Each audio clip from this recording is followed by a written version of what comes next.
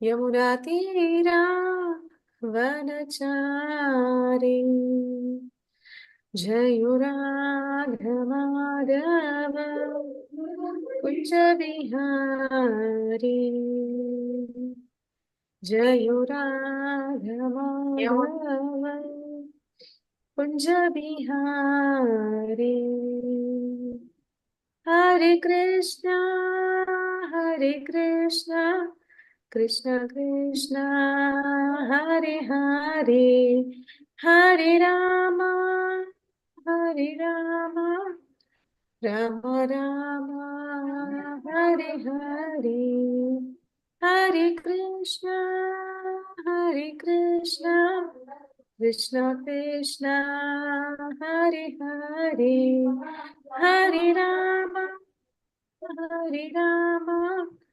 राम राम हरे हरे। ज्ञानतिमिरान्धस्य ज्ञानाञ्जनशलाकया चक्षुरुन्मिलितं येन तस्मै श्रीगुरुवे नमः। श्रीचैतन्यमनोभीष्टं स्थापितं येन भूतले स्वयं रूपः कदा मह्यं ददाति स्वपदान्तिकं। वन्देऽहं श्रीगुरु श्रीयुतपदकमलं श्रीगुरून् वैष्णवांश्च श्रीरूपं साग्रजातं सहगण रघुनाथान्वितं तं सजीवं साद्वैतं सावधूतं परिजनसहितं कृष्णचैतन्यदेवं श्रीराधा कृष्णपादान् सहगण ललिता श्रीविशाखान्वितांश। हे कृष्णा करुणा सिन्धु दीनबन्धो जगत्पते गोपीश गोपिका कान्ता राधा कान्ता नमोस्तुते। तप्त कांचन गौरांगी राधे वृंदावनेश्वरी वृषभानुसुते देवी प्रणमामि हरिप्रिये। वाञ्छाकल्पतरुभ्यश्च कृपा सिन्धुभ्य एव च पतितनां पावनेभ्यो वैष्णवेभ्यो नमो नमः। नमो ओं विष्णुपादाय कृष्णप्रेष्ठाय भूतले श्रीमते भक्तिवेदान्त स्वामिनिति नामिने। नमस्ते सरस्वती देवी गौरवाणी प्रचारिणि निर्विशेष शून्यवादि पाश्चात्य देशतारिणि। जयो श्री कृष्ण चैतन्य प्रभु नित्यानंद श्री अद्वैत गदाधर श्रीवासादि गौर भक्त वृंद। हरे कृष्णा कृष्ण कृष्ण हरे हरे हरे राम राम राम हरे ಹರೇ. ಹರೇ ಕೃಷ್ಣ. ಎಲ್ಲರಿಗೂ ಮಂಗಳೂರು ಇಸ್ಕಾನ್ ಅವರು ಆಯೋಜಿಸಿರುವ 18 ದಿನಗಳ ಭಗವದ್ಗೀತೆ ತರಗತಿಗೆ ಎಲ್ಲರಿಗೂ ಸ್ವಾಗತ. ಹರೇ ಕೃಷ್ಣ.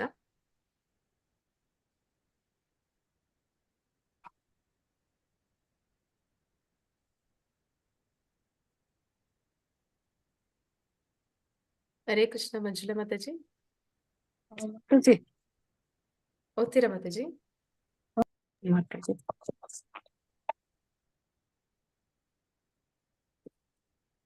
ಪ್ರಾಪ್ತಿ ಒಂದನೇದಲ್ಲ ಮಾತಾಜಿ 8:1. ಮೊದಲನೇ ಮಾತಾಜಿ ಮೊದಲು ಅದು ಫಸ್ಟ್ ಎರಡು. ಅರ್ಜುನ ಉವಾಚ ಕಿಂ ತದ್ ಬ್ರಹ್ಮ ಕಿಮಧ್ಯಾತ್ಮಂ ಕಿಂ ಕರ್ಮ ಪುರುಷೋತ್ತಮ ಅಧಿಭೂತಂ ಚ ಕಿಂ ಪ್ರೋಕ್ತಮಧಿದೈವಂ ಕಿಮುಚ್ಯತೆ.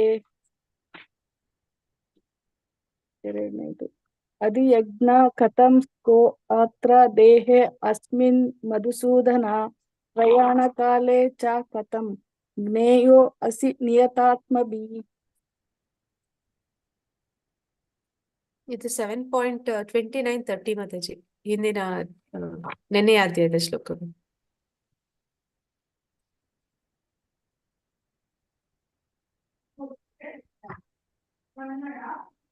ಜರಾ ಮರಣ ಮೋಕ್ಷಾಯ ಮಾಮಾಶ್ರಿತ್ಯ ಯತಂತಿ ಯೇ ತೇ ಬ್ರಹ್ಮ ತದ್ ವಿದುಃ ಕೃತ್ಸ್ನ ಮಧ್ಯಾತ್ಯಂ ಕರ್ಮ ಚಾಕಿಲಂ. ಸಾಧಿಭೂತಾದಿದೈವಂ ನಾಧಿಯಜ್ಞಂ ಚ ಯೇ ವಿದುಃ ಪ್ರಯಾಣ ಕಾಲೇ ಅಪಿ ಚ ಮಾಂ ತೇ ವಿದುರ್ಯುಕ್ತಾ ಚೇತಸಃ.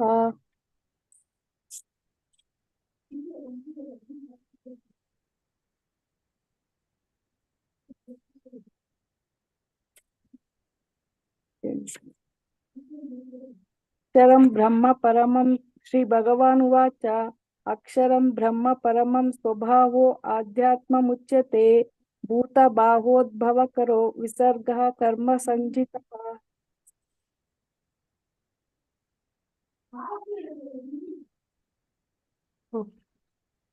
ಹಾ ಮಾತಾಜಿ.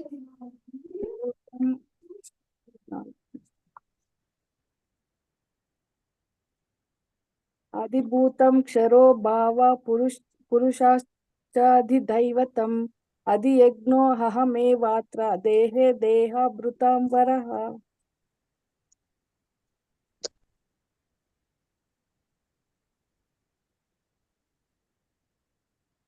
अन्तकाले च मामेव स्मरन् मुक्त्वा कलेवरं या प्रयाति सा मद्भावं याति नास्त्यत्र संशयः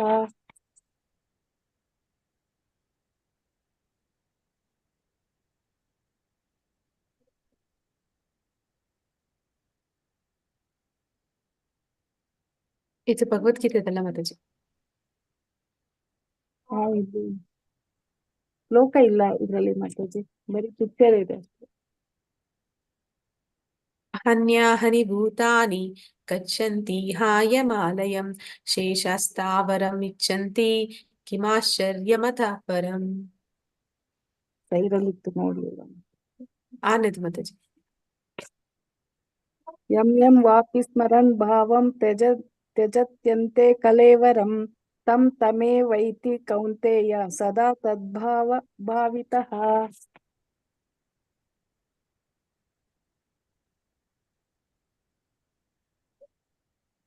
ಸರ್ವೇಷು ಕಾಲೇಷು ಮಾಮನಸ್ಮರ ಯುಧ್ಯ ಚ ಮಯ್ಯರ್ಪಿ ತಮನೋ ಬುದ್ಧಿರ್ಮಾ ಮೇ ವೈಶ್ಯಸ್ಯ ಸಂಶಯಃ.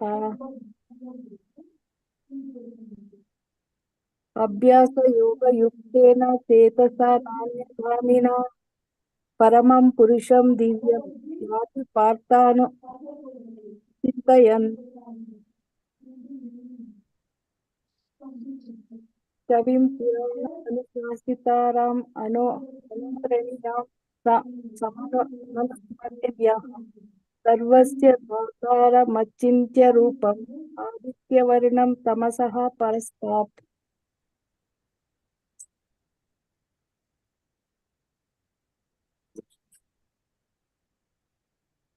ಅನನ್ಯ ಚೇತಃ ಸತತಂ ಯೋ ಮಾಂ ಸ್ಮರತಿ ನಿತ್ಯಶಃ ತಸ್ಯಾಹಂ ಸುಲಭ ಪಾರ್ಥ ನಿತ್ಯಯುಕ್ತಸ್ಯ ಯೋಗಿನಃ.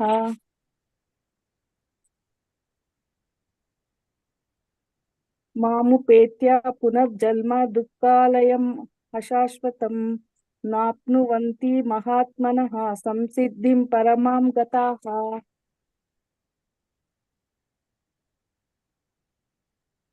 ಆಬ್ರಹ್ಮ ಭುವನಾಲೋಕ ಪುನರಾವರ್ತಿನೋ ಅರ್ಜುನ ಮಾಮುಪೇತ್ಯ ತು ಕೌಂತೆಯ ಪುನರ್ಜನ್ಮ ನ ವಿದ್ಯತೆ.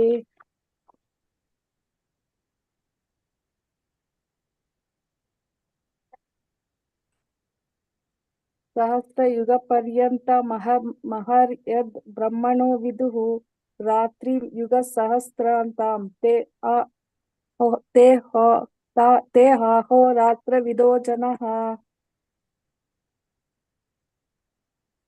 ಅವ್ಯಕ್ತಾದ್ ವ್ಯಕ್ತಯ ಸರ್ವ ಪ್ರಭವಂತ್ಯ ಹರಾಗಮೆ ರಾತ್ರ್ಯಾಗಮೆ ಪ್ರಲೀಯಂತೆ ತತ್ರೈವಾವ್ಯಕ್ತ ಸಂಜ್ಞತೆ ಭೂತಗ್ರಾಮ ಸ ಏವಾಯಂ ಭೂತ್ವಾ ಪ್ರಲೀಯತೆ ರಾತ್ರ್ಯಾಗಮೆ ಅವಶಃ ಪಾರ್ಥ ಪ್ರಭಾವತ್ಯ ಹರಾಗಮೆ.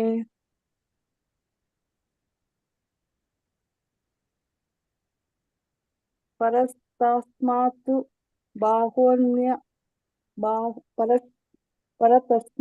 ತು ಭಾವ ಅನ್ಯ ಅವ್ಯಕ್ತಾತ್ ಸನಾತನಃ ಯ ಸ ಸರ್ವೇಷು ಭೂತೇಷು ನಶ್ಯತ್ಸು ನ ವಿನಶ್ಯತಿ.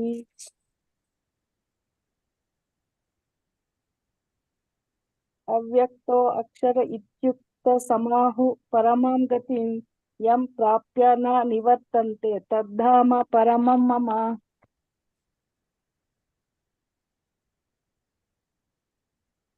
ಕೃಷ್ಣ ತ್ವದೀಯ ಪದಪಂಕಜ ಪಂಜರಾಂತಾಂ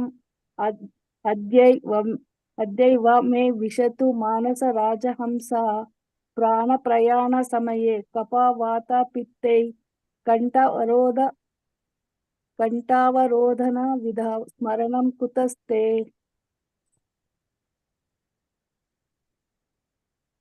पुरुषः स परः पार्थ भक्त्या लभ्यस्वनन्यया यस्यान्तस्तानि भूतानि येन सर्वविधं ततम्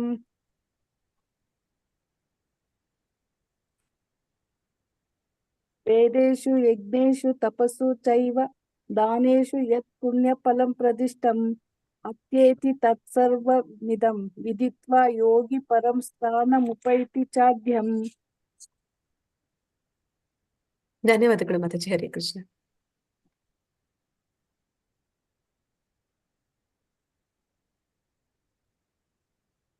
ನಿನ್ನೆ ಬರ್ರಿದ್ರಿ ಮಾತಾಜಿ? ಮಾತಾಜಿ ನಿನ್ನೆ ಯಾಕೆ ಬರ್ಲಿಲ್ಲ? ಮಾತಾಜಿ ನಂದು ಬೇರೆ ಕ್ಲಾಸ್ ಇತ್ತು ಮಾತಾಜಿ. ಹೌದೇನು? ಹಾ ಮಾತಾಜಿ. ನಾ 10 ಹೋದೆ ಬ್ಯಾರೆದವ್ರ ಬರ್ಲಿಕತ್ತ ನಾ ತಪ್ಪತ್ತೇವ ಏನು ಅಂತ ಅನ್ಲಿಕತ್ತಿದ್ದೆ ನಾನು. ಒಂದಿನ ಮಾತಾಜಿ ಸಂಡೇ ಕ್ಲಾಸಸ್ ಇರುತ್ತೆ ಅದಕ್ಕೆ. ಹ್ಮ್. ಓಕೆ ಮಾತಾಜಿ. ನೆನ್ನೆ ಎಲ್ಲರೂ ಕೂಡ 7ನೇ ಅಧ್ಯಾಯದ ಬಗ್ಗೆ ತಿಳ್ಕೊಂಡಿದ್ರಿ. ಅಧ್ಯಾಯದ ಹೆಸರು ನೆನಪಿದ್ಯಾ ಯಾರಿಗಾದ್ರೂ? ಹರೇ ಕೃಷ್ಣ. ನೆನ್ನೆ ಏನ್ ತಿಳ್ಕೊಂಡ್ರಿ ಅಂತ? ಅಧ್ಯಾಯದ ಹೆಸರು ಏನಿತ್ತು? ಜ್ಞಾನ ವಿಜ್ಞಾನ ಯೋಗ. ಜ್ಞಾನ ವಿಜ್ಞಾನ ಅರ್ಥ ಯೋಗ. ಪರ ಜ್ಞಾನ. ಓಕೆ, ಅದ್ರಲ್ಲಿ ಏನೆಲ್ಲ ವಿಷಯಗಳು ನಿಮ್ಗೆ ತಿಳಿತು ಅಂತ ಹೇಳ್ತೀರಾ?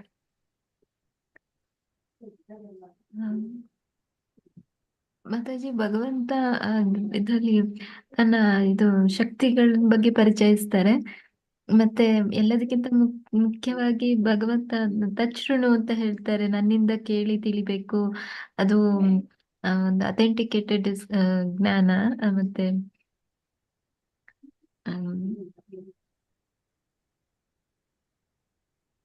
ಇದು ಕೃಷ್ಣ ಪ್ರಜ್ಞೆ ಅನ್ನೋದೊಂದು ವಿಜ್ಞಾನ. ಇದು ಭಕ್ತರ ಸಂಘದಿಂದ ಮತ್ತೆ ಭಗವಂತನಿಂದ ನೇರವಾಗಿ ಕೇಳಿ ತಿಳಿಯೋದೇ ಇದು ಉತ್ತಮವಾದ ಮಾರ್ಗ ಹೇಳ್ತಾರೆ.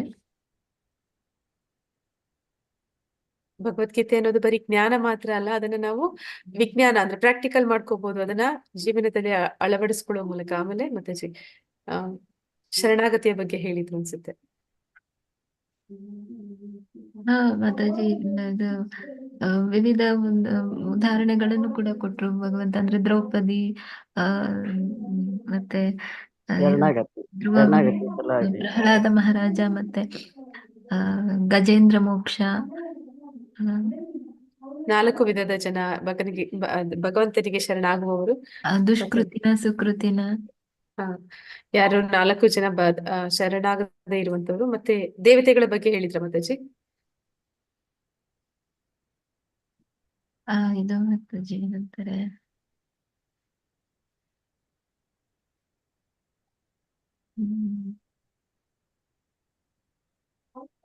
ಕೊನೆಗೆ 2 ಶ್ಲೋಕ ಮುಂದೆ ನಾನು ಹೇಳ್ತೀನಿ. 7ನೇ ಅಧ್ಯಾಯದ ಕೊನೆಯ 2 ಶ್ಲೋಕ 29 ಮತ್ತೆ 30 ಅಲ್ಲಿ ಯಾರು ಭಗವಂತನನ್ನ ಸದಾ ಸ್ಮರಣೆ ಮಾಡ್ತಾರೆ ಅವರು ಭಗವಂತನ ಹತ್ರಕ್ಕೆ ಬರ್ತಾರೆ ಅಂತ ಹೇಳ್ತಾರೆ. ಆ ಕೊನೆಯ 2 ಶ್ಲೋಕ ಇವತ್ತಿನ ಇವತ್ತಿನ ಅಧ್ಯಾಯದ ಆರಂಭಕ್ಕೆ ಕಾರಣ ಆಗ್ತಾ ಇದೆ. ಇದನ್ನ ಅಕ್ಷರ ಬ್ರಹ್ಮ ಯೋಗ ಅಂತಾರೆ. ಕ್ಷರ ಅಂದ್ರೆ ಕ್ಷೀಣಿಸುವಂಥದ್ದು, ಅಕ್ಷರ ಅಂದ್ರೆ ಕ್ಷೀಣಿಸದೇ ಇರುವಂಥದ್ದು, ಬ್ರಹ್ಮ ಅಂತಂದ್ರೆ ನಾವು ಹೇಗೆ ಅಕ್ಷರ ಬ್ರಹ್ಮ ಯೋಗ ಅಂದ್ರೆ ಭಗವಂತನನ್ನ ಪ್ರಾಪ್ತಿ ಪಡ್ಕೊಳ್ಳುವಂಥದ್ದು. ಅಂದ್ರೆ ನಾವು ಭಗವಂತನ ಧಾಮಕ್ಕೆ ಹೋದಾಗ ನಾವು ಕೂಡ ಕ್ಷೀಣಿಸೋದಿಲ್ಲ. ಮತ್ತೆ ಬ್ರಹ್ಮ ಅಂತಂದ್ರೆ ಅದು ಜೀವಾತ್ಮವನ್ನ ಬ್ರಹ್ಮ ಅಂತಾನೆ ಕರೀತಾರೆ. ಭಗವಂತನನ್ನ ಸೇರುವಂಥದ್ದು, ಭಗವಂತನನ್ನ ಪಡ್ಕೊಳ್ಳುವಂಥದ್ದು. ಅಂದ್ರೆ ಈ ದೇಹ ತ್ಯಾಗದ ನಂತರ ನಾವು ಹೇಗೆ ಭಗವಂತನನ್ನ ಪಡ್ಕೊಳ್ಳೋದು ಅನ್ನೋದನ್ನ ಈ ಅಧ್ಯಾಯದಲ್ಲಿ ಕೃಷ್ಣ ಅರ್ಜುನನಿಗೆ ತಿಳಿಸ್ಕೊಡ್ತಾನೆ. ಈ ಅಧ್ಯಾಯದಲ್ಲಿ ಏನೆಲ್ಲ ವಿಷಯಗಳಿದೆ ಒಮ್ಮೆ ನೋಡೋಣ. ಮೊದಲಿಗೆ ಅರ್ಜುನ ಪ್ರಶ್ನೆ ಮಾಡ್ತಾನೆ. ಅವನು 8 ಪ್ರಶ್ನೆಗಳನ್ನ ಮಾಡ್ತಾನೆ. ಅದಕ್ಕೆ ಕೃಷ್ಣ ಉತ್ತರಗಳನ್ನ ಕೊಡ್ತಾನೆ. ನಂತರ ಮರಣದ ಸಮಯದಲ್ಲಿ ಕೃಷ್ಣನನ್ನ ಸ್ಮರಿಸೋದ್ರ ಬಗ್ಗೆ ಹೇಳ್ತಾನೆ, ಅದರ ಮಹತ್ವ. ನಾವು ಯಾಕೆ ಮರಣದ ಸಮಯದಲ್ಲಿ ಭಗವಂತನನ್ನೇ ಸ್ಮರಣೆ ಮಾಡಬೇಕು ಅನ್ನುವಂಥದ್ದು. ನಂತರ ಯೋಗ ಮಿಶ್ರಿತ ಭಕ್ತಿಯಿಂದ ಕೃಷ್ಣನನ್ನ ಸ್ಮರಿಸುವಂಥದ್ದು. ಇಲ್ಲಿ ಮಿಶ್ರ ಭಕ್ತಿ ಅಂತ ಹೇಳ್ತಾರೆ. ಕರ್ಮ ಮಿಶ್ರಿತ, ಜ್ಞಾನ ಮಿಶ್ರಿತ, ಯೋಗ ಮಿಶ್ರಿತ ಭಕ್ತಿ ಅಂತ. ಇವೆಲ್ಲವೂ ಕೂಡ ಅಂದ್ರೆ ಅಲ್ಲಿ ವ್ಯಕ್ತಿ ಭಕ್ತಿನೂ ಮಾಡ್ತಾನೆ, ಅದೇ ಸಮಯದಲ್ಲಿ ಅವನಿಗೆ ಇನ್ನ ಐಹಿಕ ಇಚ್ಛೆಗಳು ಇರುತ್ತೆ. ಆದ ಕಾರಣ ಅದನ್ನ ಮಿಶ್ರ ಭಕ್ತಿ ಅಂತ ಕರೀತಾರೆ. ಮತ್ತೆ ಶುದ್ಧ ಭಕ್ತಿ ಅಂತಂದ್ರೆ ಅವನಿಗೆ ಯಾವುದೇ ಒಂದು ಕೂಡ ಒಂದು ಐಹಿಕ ಇಚ್ಛೆ ಅನ್ನೋದು ಸ್ವಲ್ಪನೂ ಇರೋದಿಲ್ಲ. ಅವನು ಪರಿಪೂರ್ಣವಾಗಿ ಕೃಷ್ಣನ ಸ್ಮರಣೆ ಮಾಡ್ತಾನೆ. ಮತ್ತೆ ಕೃಷ್ಣನ ಒಂದು ಏನಂತಾರೆ, ಅವನನ್ನ ಸಂತೋಷ ಪಡಿಸೋದಷ್ಟೇ ಅವನ ಜೀವನದ ಮೂಲ ಉದ್ದೇಶ ಆಗಿರುತ್ತೆ. ಅದನ್ನ ಶುದ್ಧ ಭಕ್ತಿ ಅಂತ ಕರೀತಾರೆ. ಮತ್ತೆ ಭೌತಿಕ ಪ್ರಪಂಚಕ್ಕೂ ಆಧ್ಯಾತ್ಮಿಕ ಪ್ರಪಂಚಕ್ಕೂ ಇರುವ ವ್ಯತ್ಯಾಸಗಳನ್ನ ತಿಳ್ಕೊತೀವಿ. ಮತ್ತೆ ಕೃಷ್ಣನನ್ನು ಪಡೆಯುವಲ್ಲಿ ಶುದ್ಧ ಭಕ್ತಿಯ ಶ್ರೇಷ್ಠತೆ. ಮಿಶ್ರ ಭಕ್ತಿ ಎಲ್ಲಾ ರೀತಿಯ ಭಕ್ತಿಗಿಂತ ಅನನ್ಯ ಭಕ್ತಿ ಅಥವಾ ಶುದ್ಧ ಭಕ್ತಿ, ಏಕಚಿತ್ತ ಭಕ್ತಿ ಯಾವ್ದಿದೆ ಅದು ಯಾವಾಗ್ಲೂ ಕೂಡ ಶ್ರೇಷ್ಠವಾದದ್ದು ಅನ್ನೋದನ್ನ ನಾವು ಕೊನೆಯಲ್ಲಿ ತಿಳ್ಕೊಳ್ಳಿಕ್ಕಿದೀವಿ.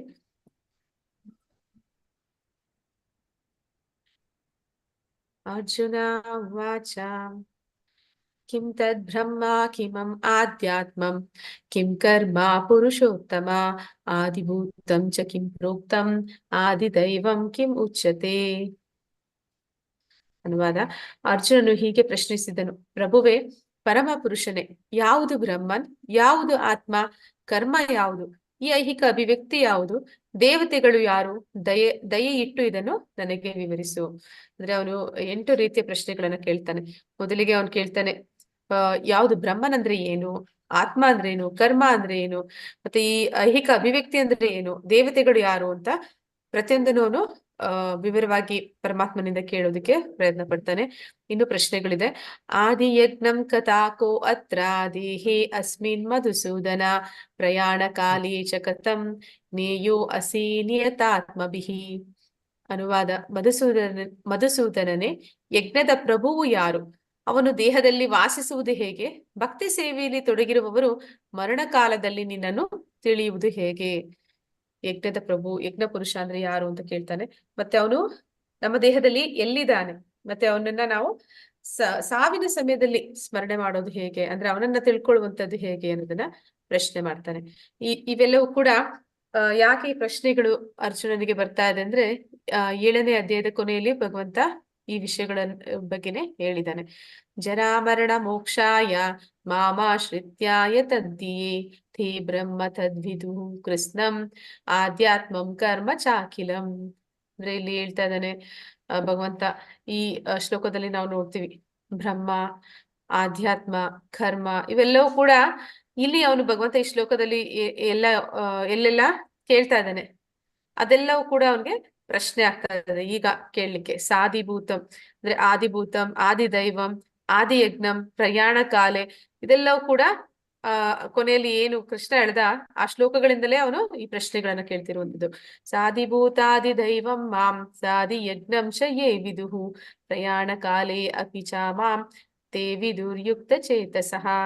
ಈ ಶ್ಲೋಕದಿಂದ ಅವನಿಗೆ ಎಲ್ಲ ಪದಗಳು ಸಿಗ್ತಾ ಇದೆ, ಪ್ರಶ್ನೆಗಳು ಸಿಗ್ತಾ ಇದೆ. ಅರ್ಜುನ ಕೇಳ್ತಾ ಇದ್ದಾನೆ.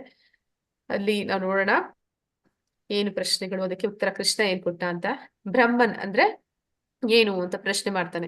ಅದಕ್ಕೆ ಕೃಷ್ಣ ಹೇಳ್ತಾನೆ, ನಾಶವಿಲ್ಲದ ಜೀವಾತ್ಮ. ಅಂದ್ರೆ ನಾವೆಲ್ಲರೂ ಕೂಡ ಬ್ರಹ್ಮನಂದನೆ ಕರಿಬೇಕು. ಇಲ್ಲಿ ನಮಗೆ ತಿಳಿದ ಹಾಗೆ ಬ್ರಹ್ಮ ಅಂತಂದ್ರೆ ಚತುರ್ಮುಖ ಬ್ರಹ್ಮ, ಅವನು ಕೂಡ ಜೀವಾತ್ಮ.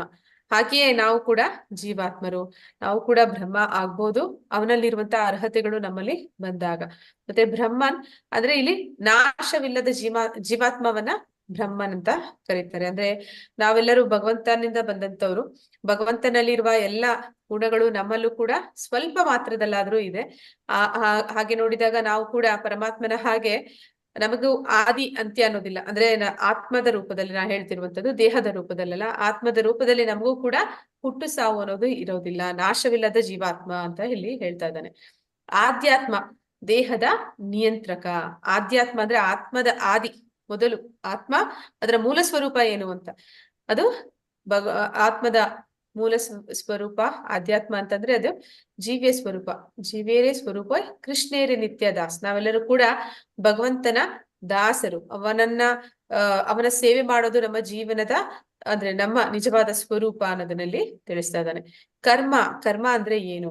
ಕೆಲಸ, ಫಲಪ್ರದ ಚಟುವಟಿಕೆಗಳು. ಅಂದ್ರೆ ಕರ್ಮ ಅಂತಂದ್ರೆ ಭೌತಿಕ ದೇಹಕ್ಕೆ ಕಾರಣವಾಗುವ ಕ್ರಿಯೆಗಳು. ಅಂದ್ರೆ ನಾವು ಭೌತಿಕ ದೇಹವನ್ನ ಈಗ ಒಂದು ದೇಹ ಪಡ್ಕೊಂಡಿದೀವಿ ಅಂದ್ರೆ ಅದಕ್ಕೆ ನಾವು ಹಿಂದೆ ಏನೋ ಒಂದು ಕರ್ಮ ಮಾಡಿದೀವಿ. ಆ ಕರ್ಮದ ಫಲವಾಗಿ ಈಗ ನಮ್ಗೆ ಇಂತಹ ಒಂದು ದೇಹ ಸಿಗ್ತಿದೆ ಅನ್ನುವಂಥದ್ದು. ಆದಿಭೂತ ಅಂದ್ರೆ ಏನು ಅಂತ ಕೇಳ್ತಾ ಇದ್ದಾನೆ. ಆದಿಭೂತ ಅಂತಂದ್ರೆ ಅದು ಈ ಭೌತಿಕ ಪ್ರಕೃತಿ. ಪ್ರತಿ ಸಲವೂ ಬದಲಾಗ್ತಿರುವಂತ ಪ್ರಕೃತಿಯನ್ನ ಆದಿಭೂತ ಅಂತ ಕರೀತಾ ಇದ್ದಾರೆ. ಆದಿದೈವ ಎಲ್ಲ ದೇವತೆಗಳನ್ನು ಒಳಗೊಂಡ ವಿಶ್ವರೂಪ.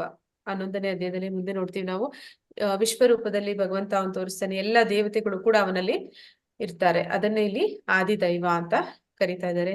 ಆದಿ ಯಜ್ಞ ಅಂತಂದ್ರೆ ಯಜ್ಞದ ಭೋಕ್ತಾರ, ಯಾರು ಯಜ್ಞವನ್ನ ಭೋಗಿಸುವವನು ಅವನೇ ಆದಿ ಯಜ್ಞ, ಅದು ಸ್ವತಃ ಪರಮಾತ್ಮ. ಆದಿ ಯಜ್ಞ ಎಲ್ಲಿ ವಾಸಿಸುತ್ತಾನೆ ಅಂದ್ರೆ ಪರಮಾತ್ಮ ಎಲ್ಲರ ಹೃದಯದಲ್ಲಿ ವಾಸಿಸುತ್ತಾನೆ. ಸಾವಿನ ಸಮಯದಲ್ಲಿ ಕೃಷ್ಣನನ್ನು ಹೇಗೆ ನೆನಪಿಸಿಕೊಳ್ಳಬೇಕು, ಅದಕ್ಕೆ ಕೃಷ್ಣ ಹೇಳ್ತಾನೆ, ಜೀವನದ ಉದ್ದಕ್ಕೂ ಸ್ಮರಣೆಯನ್ನು ಅಭ್ಯಾಸ ಮಾಡಿ. ಜೀವನ ಉದ್ದ ನಾವು ಭಗವಂತನ ಸ್ಮರಣೆ ಮಾಡಿದ್ರೆ ಮಾತ್ರನೇ ಸಾವಿನ ಸಮಯದಲ್ಲಿ ಅವನನ್ನ ನೆನಪಿಸ್ಕೊಳ್ಳಲಿಕ್ಕೆ ಸಾಧ್ಯ ಆಗುತ್ತೆ ಅಂತ. ಶ್ರೀ ಭಗವಾನ್ ಉವಾಚ ಅಕ್ಷರಂ ಬ್ರಹ್ಮ ಪರಮಂ ಸ್ವಭಾವೋ ಆಧ್ಯಾತ್ಮ ಮುಚ್ಯತೆ ಭೂತ ಭಾವೋದ್ಭವಕರೋ ವಿಸರ್ಗ ಕರ್ಮ ಸಂಜಿತಃ. ಅನುವಾದ: ದೇವೋತ್ತಮ ಪರಮಪುರುಷನು ಹೀಗೆ ಹೇಳಿದನು, ಅವಿನಾಶಿಯಾದ ದಿವ್ಯ ಜೀವಿಗೆ ಬ್ರಹ್ಮನ್ ಎಂದು ಹೆಸರು. ಅಂದ್ರೆ ಯಾರು ನಾಶವಿಲ್ಲದವನು, ಯಾರಿಗೆ ಆದಿ ಅಂತ್ಯಗಳು ಅನ್ನೋದಿಲ್ಲ. ಅಂದ್ರೆ ಪರಮಾತ್ಮ ಹೇಗೆ ಅವನು ಶಾಶ್ವತನೋ ಅದೇ ರೀತಿ ಜೀವಾತ್ಮನು ಕೂಡ ಶಾಶ್ವತ. ಅವನು ಕೂಡ ಯಾವಾಗ ಪ್ರಾರಂಭ ಆದ ಅಂದ್ರೆ ಅವನಿಗೆ ಯಾವುದೇ ಅಂತ್ಯ ಅನ್ನೋದಿಲ್ಲ, ಆತ್ಮಕ್ಕೆ ಸಾವಿಲ್ಲ. ಮತ್ತೆ ಅದು ಎಲ್ಲಿ ಹುಟ್ಟಿತು ಅನ್ನೋದಕ್ಕೂ ಕೂಡ ಏನು ನಮಗೆ ಗೊತ್ತಿರೋದಿಲ್ಲ. ಹಾಗೆ ಅವನ ನಿತ್ಯ ಸ್ವಭಾವವನ್ನು ಆಧ್ಯಾತ್ಮ ಅಥವಾ ಆತ್ಮ ಎಂದು ಕರೆಯುತ್ತಾರೆ. ಅಂದ್ರೆ ಆತ್ಮ ಈಗ ಯಾವುದು ನಾಶವಿಲ್ಲದ್ದು ಶಾಶ್ವತವಾದದ್ದು ಅಂತ ಹೇಳಿದ್ವಿ, ಅದರ ಸ್ವಭಾವ ಏನು, ಅದರ ನಿಜ ಸ್ವರೂಪ ಏನು ಅಂತಂದ್ರೆ ಅದರ ಸ್ವರೂಪ ಅದು ಆತ್ಮದ ಆದಿ. ಆತ್ಮ ಮೊದಲಿಗೆ ಅದು ಯಾವಾಗ ಅದು ಅಸ್ತಿತ್ವಕ್ಕೆ ಬಂತು ಆಗ ಅದ್ರ ಏನಾಗಿತ್ತು ಅದರ ಸ್ವರೂಪ ಏನು ಅಂತಂದ್ರೆ ಅದು ಜೀವೇರಿ ಸ್ವರೂಪವೇ ಕೃಷ್ಣೇರಿ ನಿತ್ಯಾಸ. ಅಂದ್ರೆ ನಾವೆಲ್ಲರೂ ಕೂಡ ಕೃಷ್ಣನ ದಾಸರು, ಅದು ಆಧ್ಯಾತ್ಮ ಅಥವಾ ಆತ್ಮ ಅಂತ ಕರಿತಾ ಇದ್ದಾರೆ ಇಲ್ಲಿ. ಮತ್ತೆ ಜೀವಿಗಳ ಭೌತಿಕ ಶರೀರಗಳ ಬೆಳವಣಿಗೆಗೆ ಸಂಬಂಧಿಸಿದ ಕ್ರಿಯೆಗೆ ಕರ್ಮ ಎಂದು ಹೆಸರು. ಅಂದ್ರೆ ಪ್ರತಿ ಸತಿ ನಾವು ಒಂದೊಂದು ದೇಹವನ್ನ ಪಡಿತಾ ಹೋಗ್ತೀವಿ, ಒಂದೊಂದು ಜನ್ಮದಲ್ಲಿ ಒಂದೊಂದು ದೇಹವನ್ನ ಪಡಿತೀವಿ. ಅದಕ್ಕೆ ಮೂಲ ಕಾರಣ ಈ ಕರ್ಮ. ನಾವು ಎಂತಹ ಕೆಲಸ ಮಾಡ್ತೀವಿ ಅದಕ್ಕೆ ಪ್ರತಿಫಲವಾಗಿ ನಮ್ಗೆ ಮುಂದಿನ ದೇಹ ಅನ್ನುವಂಥದ್ದು ಅದು ಸಿದ್ಧವಾಗ್ತಾ ಹೋಗುತ್ತೆ. ಅದಕ್ಕೆ ಇಲ್ಲಿ ಚಿತ್ರದಲ್ಲಿ ಕೊಟ್ಟಿದ್ದಾರೆ. ಅಂದ್ರೆ ಮೇಲೆ ನಾವು ನೋಡ್ಬೋದು ಇಲ್ಲಿ ಪ್ರಾಣಿ ಪಕ್ಷಿ ಅಥವಾ ಇನ್ನೇನೋ ಒಂದು 84 ಲಕ್ಷ ಯೋನಿಗಳಲ್ಲಿ ಯಾವುದೋ ಒಂದು ದೇಹವನ್ನ ನಾವು ಪಡಿತೀವಿ. ಅದಕ್ಕೆ ಮೂಲ ಕಾರಣ ಏನು ಅಂದ್ರೆ ಇಡೀ ಜೀವಮಾನದಲ್ಲಿ ನಾವು ಎಂತಹ ಕರ್ಮಗಳನ್ನ ಮಾಡಿದೀವಿ ಅದಕ್ಕೆ ತಕ್ಕಂತ ಒಂದು ದೇಹ, ಅದು ನಾವೇ ಮುಂದಿನ ದೇಹವನ್ನ ಸೃಷ್ಟಿ ಮಾಡ್ತಾ ಇರ್ತೀವಿ. ಇಲ್ಲಿ ಅದಕ್ಕೊಂದು ಉದಾಹರಣೆ ಇನ್ನೊಂದು ಕೊಡ್ತಾ ಇದ್ದಾರೆ. ಇಲ್ಲಿ ನಾವು ನೋಡ್ಬೋದು ದೇವತೆಗಳನ್ನ ಆರಾಧನೆ ಮಾಡುವಂಥದ್ದು. ಯಾವಾಗ ನಾವು ದೇವತೆಗಳ ಆರಾಧನೆ ಮಾಡ್ತೀವಿ ಆಗ ನಾವು ಭಗವಂತನ ಹತ್ರಕ್ಕೆ ಹೋಗೋದಕ್ಕೆ ಸಾಧ್ಯ ಆಗುತ್ತೆ. ಹಾಗೆ ಒಂದು ವೇಳೆ ನಾವು ಪುಣ್ಯ ಕಾರ್ಯಗಳನ್ನ ಮಾಡಿದ್ವಿ ಅಂತಂದ್ರೆ ಆಗ ನಾವು ಅಂದ್ರೆ ಇಲ್ಲಿ ದೇವತೆಗಳ ಆರಾಧನೆ ಮಾಡುವಂತವ್ರು ಭಗವಂತನ ಧಾಮಕ್ಕೆ ಹೋಗ್ತಾರೆ. ಪುಣ್ಯ ಕಾರ್ಯಗಳನ್ನ ಮಾಡುವಂತವ್ರು ಊರ್ಧ್ವ ಲೋಕಗಳು, ಸ್ವರ್ಗ ಲೋಕಗಳಂತಹ ಲೋಕಗಳಿಗೆ ಹೋಗ್ತಾರೆ. ಬೇಡದ್ದನ್ನ ತಿನ್ನುವಂತವ್ರು, ಯಾವಾಗ ನಾವು ಇಂತಹ ಕೆಲಸವನ್ನ ಮಾಡ್ತೀವಿ ಅಂದ್ರೆ ಯಾವ್ದೆಲ್ಲ ನಿಷಿದ್ಧ ಅಂತಾರೆ ಅದನ್ನೇ ನಾವು ತಿಂತೀವಿ ಅಂತಂದ್ರೆ ನಾವು ಮುಂದೆ ಹಂದಿಯ ಜನ್ಮವನ್ನ ಪಡೆಯೋದಕ್ಕೆ ಸಿದ್ಧತೆಯನ್ನ ಮಾಡ್ಕೊತಾ ಇದೀವಿ ಅಂತ ಅರ್ಥ. ಯಾವಾಗ ನಾವು ಅನೈತಿಕ ಸಂಬಂಧಗಳನ್ನ ಮಾಡ್ತೀವಿ ಆಗ ನಾವು ಮುಂದೆ ಒಂದು ನಾಯಿಯ ಜನ್ಮವನ್ನ ಪಡಿತೀವಿ ಅಂತ. ಹೀಗೆ ನಾವು ಮಾಡುವ ಒಂದೊಂದು ಕೆಲಸನೂ ಕೂಡ ನಮ್ಮ ಮುಂದಿನ ಜನ್ಮವನ್ನ ಅದು ನಿರ್ಧರಿಸ್ತಾ ಇರುತ್ತೆ. ಮುಂದಿನ ಜನ್ಮ ಅಂತಂದ್ರೆ ಎಂತಹ ಒಂದು ದೇಹವನ್ನ ನಾವು ಪಡಿತೀವಿ ಅಂತ.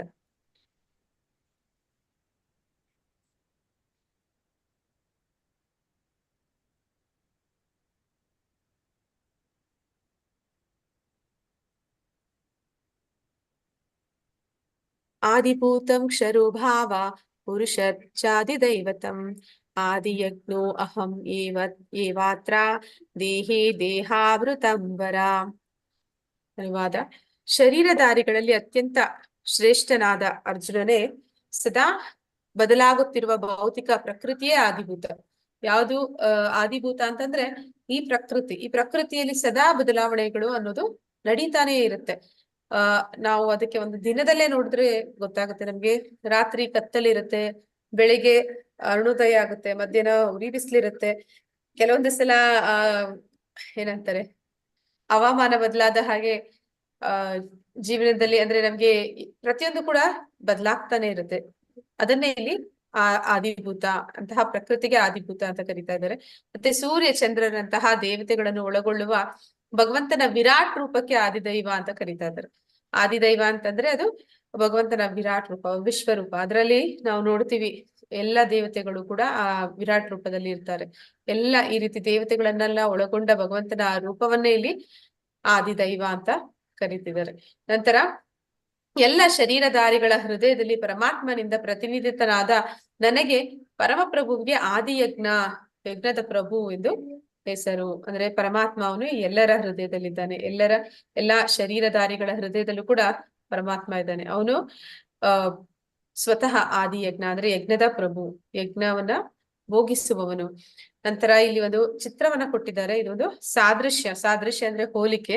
ಹೇಗೆ ಒಬ್ಬ ವ್ಯಕ್ತಿ ಅವನು ಭಗವಂತನ ಸ್ಮರಣೆ ಮಾಡುವ ಮೂಲಕ ಭಗವಂತನ ಬಳಿಗೆ ಹೋಗ್ಬೋದು, ಅಥವಾ ಇನ್ಯಾವುದೋ ಒಂದು ಸ್ಮರಣೆ ಮಾಡುವ ಮೂಲಕ ಆ ಸ್ಮರಣೆ ಯಾವ್ದ್ರ ಬಗ್ಗೆ ಮಾಡ್ತಾ ಇದಾರೋ ಅದಕ್ಕೆ ತಕ್ಕಂತಹ ದೇಹವನ್ನ ಪಡಿಬಹುದು ಅನ್ನೋದಕ್ಕೆ ಒಂದು ಚಿಟ್ಟೆಯ ಸಾದೃಶ್ಯವನ್ನ ಕೊಡ್ತಾ ಇದ್ದಾರೆ.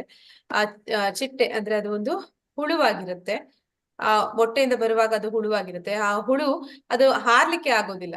ಅದು ಹಾರ್ಬೇಕು ಅಂತ ಅದರ ಮನಸ್ಸಿನಲ್ಲಿ ಆಸೆ, ಇಚ್ಛೆ ಇರುತ್ತೆ. ಅದ ಕಾರಣ ಅದು ಇಲ್ಲಿ ನಾವು ನೋಡ್ತೀವಿ ಆ ಕಂಬಳಿ ಹುಳು ಅದು ಒಂದು ಗೂಡು ರೀತಿ ಕಟ್ಕೊಂಡು ಅದ್ರೊಳಗಡೆ ಅದು ತಪಸ್ ಮಾಡತ್ತೆ ಅಂತ ಹೇಳ್ಬೋದು. ಅದು ತಪಸ್ ಮಾಡ್ತಾ ಇದೆ ಅಂತ ಹೇಳ್ಬೋದು. ಆ ಗೂಡಿನಲ್ಲಿ ಅದು ತನ್ನನ್ನು ತಾನು ಬಂಧಿಸಿ ಕೆಲವು ಸಮಯ ಅದರಲ್ಲಿ ಇರುತ್ತೆ. ನಂತರ ಆ ಗೂಡಿನಿಂದ ಅದು ಹೊರಗಡೆ ಬಂದ ಕೂಡಲೇ ಅದಕ್ಕೆ ರೆಕ್ಕೆ ಪುಕ್ಕ ಬಂದು ಅದೇ ಕಂಬಳಿ ಹುಳು ಅದು ಚಿಟ್ಟೆಯಾಗಿ ಅದ್ರ ಇಚ್ಛೆಯಂತೆ ಅದು ಸಂತೋಷವಾಗಿ ಅಂದ್ರೆ ಸ್ವ ಇಚ್ಛೆಯಿಂದ ಎಲ್ಲಾ ಕಡೆ ಹಾರಾಡುವಂತೆ ಆಗುತ್ತೆ. ಅದೇ ರೀತಿ ನಾವು ಕೂಡ ಇಡೀ ಜೀವನದಲ್ಲಿ ಯಾವ ಸ್ಮರಣೆ, ಯಾವ ಇಚ್ಛೆ ನಮ್ಮ ಮನಸ್ಸಿನಲ್ಲಿ ಸದಾ ಇರುತ್ತೋ ಆ ಇಚ್ಛೆ ಎನ್ನುವಂಥದ್ದು ಅದು ನಮ್ಮ ದೇಹತ್ಯಾಗದ ಸಮಯದಲ್ಲಿ ಹೊರಗಡೆ ಬರುತ್ತೆ. ಅಂದ್ರೆ ನಾವ್ ಎಂತಹ ಒಂದು ಆಸೆಗಳನ್ನ ಇಟ್ಕೊಂಡಿದ್ವಿ, ನಮ್ಮ ಮನಸ್ಸಿನಲ್ಲಿ ಎಂತಹ ಒಂದು ಭಾವನೆಗಳಿದ್ವು ಅನ್ನೋದಕ್ಕೆ ಅದಕ್ಕೆ ತಕ್ಕಂತಹ ಇನ್ನೊಂದು ದೇಹ ಅದು ರೂಪುಗೊಳ್ಳುತ್ತಾ ಇರುತ್ತೆ. ಮತ್ತೆ ನಾವು ಸಾವಿನ ಸಮಯದಲ್ಲಿ ಅದನ್ನೇ ನಾವು ಅನಿವಾರ್ಯವಾಗಿ ನೆನಪಿಸ್ಕೋತೀವಿ. ಅಂದ್ರೆ ಯಾವುದು ನಮ್ಗೆ ಹೆಚ್ಚು ಹೆಚ್ಚು ಪ್ರೀತಿನೋ ಅದೇ ನಮಗೆ ಹೆಚ್ಚು ಹೆಚ್ಚು ನೆನಪಾಗುತ್ತೆ. ಅದು ನೆನಪಾದಾಗ ಅದೇ ರೀತಿಯ ಇನ್ನೊಂದು ದೇಹವನ್ನ ನಾವು ಪಡ್ಕೋತೀವಿ ಅನ್ನೋದು ಈ ಸಾದೃಶ್ಯ ಅಂದ್ರೆ ಹೋಲಿಕೆ ಮಾಡಿ ಹೇಳುವಂಥದ್ದು. ಸಾವಿನ ಸಮಯದಲ್ಲಿ ನಾವು ಏನು ಮಾಡಬೇಕು? ಹರೇ ಕೃಷ್ಣ. ಹಾಗಾದ್ರೆ ನಾವು ಸಾವಿನ ಸಮಯದಲ್ಲಿ ಏನ್ ಮಾಡ್ಬೇಕು? ಹರೇ ಕೃಷ್ಣ. ಮಾತಾಜಿ ಅಟೆಂಡೆನ್ಸ್ ಆಗ್ತಾರೆ ಮಾತಾಜಿ?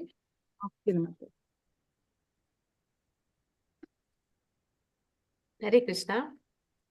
ಭಗವಂತನ ಸ್ಮರಣೆ ಮಾಡಬೇಕು. ಧನ್ಯವಾದಗಳು ಮಾತಾಜಿ, ಧನ್ಯವಾದಗಳು. ಅಂದ್ರೆ ನಾವು ಸಾವಿನ ಸಮಯದಲ್ಲಿ ಏನನ್ನ ನೆನೆಸ್ತೀವಿ ಅದಕ್ಕೆ ತಕ್ಕಂತ ಇನ್ನೊಂದು ದೇಹ ಬರುತ್ತೆ. ಸಾವಿನ ಸಮಯದಲ್ಲಿ ಭಗವಂತನನ್ನ ನೆನೆಸಿದ್ರೆ ಮಾತ್ರನೇ ನಾವು ಭಗವಂತನ ಧಾಮಕ್ಕೆ ಹೋಗೋದಕ್ಕೆ ಸಾಧ್ಯ. ಅದಲ್ಲದೆ ಬೇರೆ ಏನನ್ನೇ ನೆನೆಸಿದ್ರು ಕೂಡ ನಾವು ಮತ್ತೆ ಇಲ್ಲಿಯೇ ಹುಟ್ಟುತ್ತೀವಿ. ಅಂತ್ಯಕಾಲೇ ಚ ಮಾಮೇವ ಸ್ಮರನ್ ಮುಕ್ತ್ವಾ ಕಲೇವರಂ ಯ ಪ್ರಯಾತಿ ಸಾ ಮದ್ಭಾವಂ ಯಾತಿ ನಾಸ್ತಿ ಅತ್ರ ಸಂಶಯಃ. ಅಂತ್ಯಕಾಲದಲ್ಲಿ ನನ್ನನ್ನು ಸ್ಮರಿಸುತ್ತಾ ಯಾವನು ದೇಹವನ್ನು ಬಿಡುವನೋ ಅವನು ಕೂಡಲೇ ನನ್ನ ಸ್ವಭಾವವನ್ನು ಹೊಂದುತ್ತಾನೆ, ಇದರಲ್ಲಿ ಸಂಶಯವೇ ಇಲ್ಲ.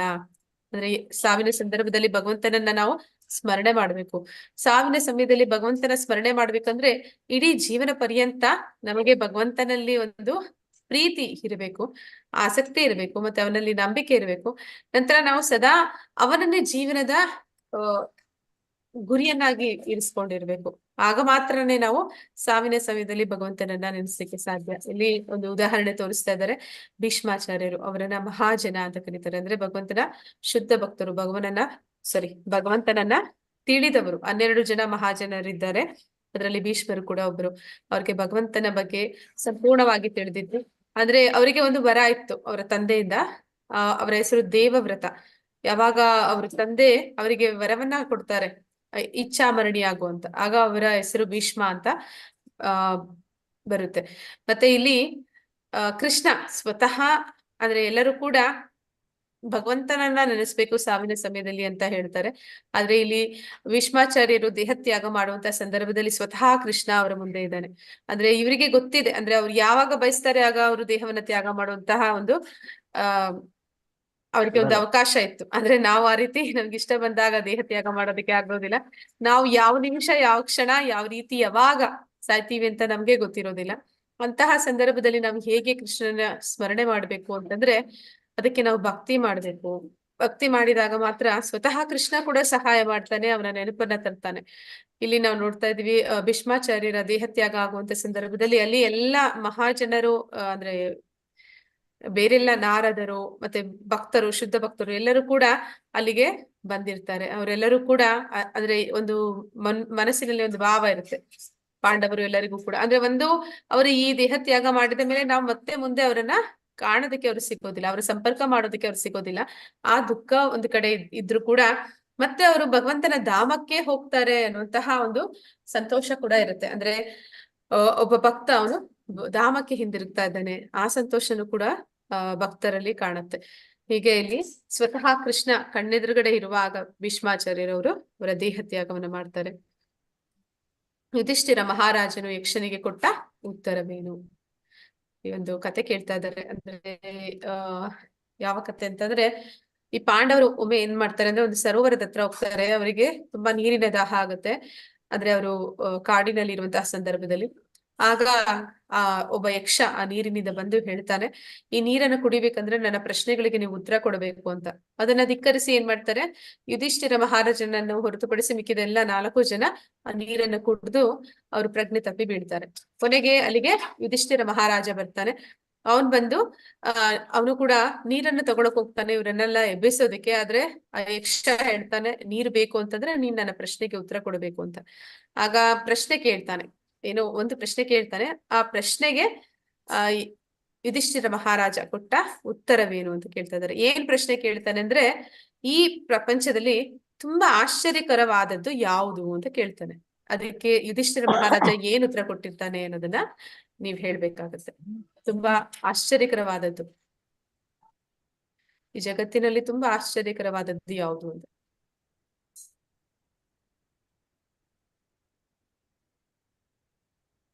ತಿಳಿದಿದ್ರೆ ಯಾರಾದ್ರೂ ಹೇಳ್ಬೋದು. ಹರೇ ಕೃಷ್ಣ. ಸಾವು ಮಾತಾಡಿ. ಸಾವು ಮಾತಾಜಿ. ಸಾವು ಜಗ- ಸಾಯ್ದು ಜಗತ್ತಿನಲ್ಲಿ ಆಶ್ಚರ್ಯಕರವಾದ ಸಾವು. ಎಲ್ಲರೂ ಸಾಯ್ತಿರ್ತಾರೆ, ಆದರೆ ಇದು ನಾನು ಮಾತ್ರ ಅಮರವಾಗಿರ್ತೀನಿ, ಎಲ್ಲರೂ ಸಾಯ್ತಾರೆ. ಅದು ಎಲ್ಲರೂ ಸಾಯ್ತಿದ್ದು ನೋಡ್ತಿದ್ರು, ತಾನು ಮಾತ್ರ ಅಮರ ಅಂತ ಹೇಳಿರ್ತಾನೆ. ಅದು ಅತ್ಯಂತ ಆಶ್ಚರ್ಯಕರವಾದದ್ದು. ಅಂದ್ರೆ ಇಲ್ಲಿ ಅದೇ ಉತ್ತರವನ್ನ ಧರ್ಮರಾಯ ಕೊಡ್ತಾನೆ. ಹೇಳ್ತಾನೆ, ಇಲ್ಲಿ ಜನರಿಗೆ ಗೊತ್ತಿದೆ ತನ್ನ ಅಕ್ಕಪಕ್ಕದಲ್ಲಿ ಎಲ್ಲರೂ ಅಂದ್ರೆ ಎಲ್ಲ ಜೀವಿಗಳು ಕ್ಷಣ ಕ್ಷಣಕ್ಕೂ ಸಾಯ್ತಾ ಇವೆ. ಮತ್ತೆ ಅವನ ಪೂರ್ವಿಕರು ಅಥವಾ ಅವನ ಮನೆಯಲ್ಲೂ ಯಾರಾದ್ರೂ ಸಾವಾಗಿರುತ್ತೆ. ಎಲ್ಲರಿಗೂ ಗೊತ್ತಿರುವಂತಹ ಸತ್ಯ, ಹುಟ್ಟಿದವರೆಲ್ಲ ಸಾಯ್ಲೇಬೇಕು, ತಾನೂ ಸಾಯ್ತೇನೆ ಅನ್ನೋದು ಗೊತ್ತಿದೆ. ಆದ್ರೂ ಕೂಡ ಅವನ ಜೀವನ ಯಾವ ರೀತಿ ನಡೆಸ್ತಾನೆ ಅಂತಂದ್ರೆ, ಜೀವಾತ್ಮ ತನ್ನ ಸಾವೇ ಬರೋದಿಲ್ವೇನೋ ಅನ್ನೋ ರೀತಿ, ತನಗೆ ಸಾವೇ ಆಗೋದಿಲ್ವೇನೋ ಅನ್ನೋ ರೀತಿ ಅವನು ಅಷ್ಟು ಬದುಕಿನ ಕಡೆಗೆ ಒಂದು ಗಮನವನ್ನ ಹರಿಸ್ತಾ ಇರ್ತಾನೆ ಹೊರತು ತನ್ನ ಸಾವಿನ ಬಗ್ಗೆ ಅವನು ಯಾವುದೇ ರೀತಿ ಒಂದು ಪ್ರಿಪ್ರೇಷನ್ ಅಂತಾರೆ, ಅಂದ್ರೆ ಸಾವಿಗೆ ಯಾವುದೇ ಒಂದು ಸಿದ್ಧತೆಗಳನ್ನ ಅವನು ಮಾಡ್ಕೊಳ್ಳೋದೇ ಇಲ್ಲ. ಅಂದ್ರೆ ಅವನು ಯಾವಾಗ್ಲೂ ಕೂಡ ನಾ ಬದುಕಿರ್ತೀನಿ ಅಂತ ಒಂದು ಭ್ರಮೆಯಲ್ಲಿ ಆ ಬದುಕಿಗಾಗಿ ಮಾತ್ರನೇ ಅವನು ಹೋರಾಡ್ತಾನೆ ಹೊರತು ಸತ್ಯವಾದ ವಿಷಯ ಅಂದ್ರೆ ಸಾವು ಅದು ಅವನು ತಿಳಿದಿದ್ರು ಕೂಡ ಅದಕ್ಕೆ ಅವನು ಯಾವುದೇ ಸಿದ್ಧತೆ ಮಾಡ್ಕೊಳ್ಳೋದಿಲ್ಲ ಅಂತ. ಅಂದ್ರೆ ಅವನು ದುಡಿತಾನೆ, ಅವನು ಇನ್ನೇನವನು ಹಣ ಸಂಗ್ರಹ ಮಾಡ್ತಾನೆ, ಎಲ್ಲ ಮಾಡ್ತಾನೆ. ಅದು ಎಲ್ಲ ಯಾವ ತರ ಇರುತ್ತೆ ಅಂತಂದ್ರೆ ಅವನು ಇನ್ನ ಬದುಕಿರ್ತಾನೆ ಅನ್ನೋ ರೀತಿನೇ ಅವ್ನು ಮಾಡ್ತಿರ್ತಾನೆ.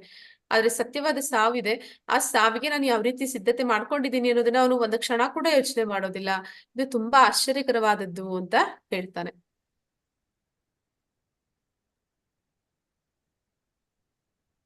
ಅಹನ್ಯಾಹನಿ ಭೂತಾನಿ ಗಚ್ಚಂತಿ ಹಾಯಮಾಲಯಂ ಶೇಷಾಸ್ತಾವರಂ ಇಚ್ಛಂತಿ ಕಿಮಾಶ್ಚರ್ಯಮಥ ಪರಂ.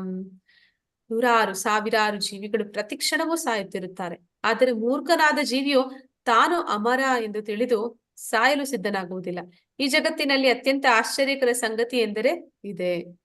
ಅಂದ್ರೆ ಕೂಡ ಎಲ್ಲರಿಗೂ ಕೂಡ ಗೊತ್ತಿರುತ್ತೆ ಸಾವು ಬರುತ್ತೆ ಅಂತ. ನಾವು ಕೂಡ ನಮ್ಮನ್ನು ಕೂಡ ಅಲ್ಲಿಟ್ಟಿನ ಯೋಚನೆ ಮಾಡಿದ್ರೆ ಹೌದು ಅನ್ಸುತ್ತೆ. ನಾವ್ ಯಾವ ರೀತಿ ನಮ್ಮ ಸಾವಿಗೆ ಸಿದ್ಧತೆಯನ್ನ ಮಾಡ್ಕೊಂಡಿದೀವಿ. ನಾವ್ ಯಾರು ಕೂಡ ಸಾಯೋದಿಕ್ಕೆ ಯಾರು ಇಷ್ಟಪಡೋದಿಲ್ಲ, ಅದ್ರ ಬಗ್ಗೆ ಯೋಚನೆ ಮಾಡೋದಕ್ಕೂ ಕೂಡ ಯಾರು ಇಷ್ಟಪಡೋದಿಲ್ಲ. ಹಾಗೆ ಯಾರಾದ್ರೂ ಒತ್ತಾಯ ಪೂರ್ವಕವಾಗಿ ನಿಮ್ಗೆ ಸಾವು ಬಂದ್ರೆ ಏನ್ ಮಾಡ್ತೀರಾ ಅಂತಂದ್ರೆ, ಅದು ಬಂದಾಗ ನೋಡೋಣ ಬಿಡಿ, ಇವಾಗ ಬದುಕ್ತಾ ಇದೀವಲ್ಲ ಸಾಕು ಅಂತಾರೆ. ಅಂದ್ರೆ ನಮ್ಮ ಜೀವನದಲ್ಲಿ ಅನೇಕ ಕಷ್ಟಗಳು ಸುಖಗಳು ಬಂದು ಹೋಗಿರುತ್ತೆ.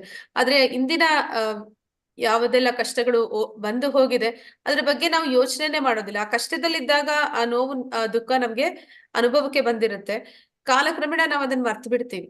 ಮತ್ತೆ ನಮಗೆ ಅನೇಕ ಸತ್ಯಗಳು ಗೊತ್ತಿರುತ್ತೆ. ಅಂದ್ರೆ ಜನ್ಮ ಮೃತ್ಯು ಜರಾವ್ಯಾಧಿ ಅನ್ನುವಂಥದ್ದು ಅದು ಒಂದು ತುಂಬಾ ದುಃಖಕರವಾದದ್ದು ಅಂತ ಇಲ್ಲಿ ಹೇಳ್ತಾರೆ. ಜನ್ಮ ಅಂತಂದ್ರೆ ಒಂದು ಗೋಣಿ ಚೀಲದಲ್ಲಿ ಒಬ್ಬನನ್ನ ಕಟ್ಟಾಕಿದ್ರೆ 9 ತಿಂಗಳವರೆಗೆ ಕಟ್ಟಾಕಿದ್ರೆ ಹೇಗೆ ಉಸಿರು ಕಟ್ಟಿಸುವಂತಹ ಒಂದು ವಾತಾವರಣ ಇರುತ್ತೆ, ಗಾಳಿ ಕೂಡ ಆಡೋದಿಲ್ಲ. ಅಂತಹ ಪರಿಸ್ಥಿತಿಯಲ್ಲಿ ನಾವು ಒಂದು ಜೀವಾತ್ಮ ತಾಯಿಯ ಗರ್ಭದಲ್ಲಿ ಇರುತ್ತೆ.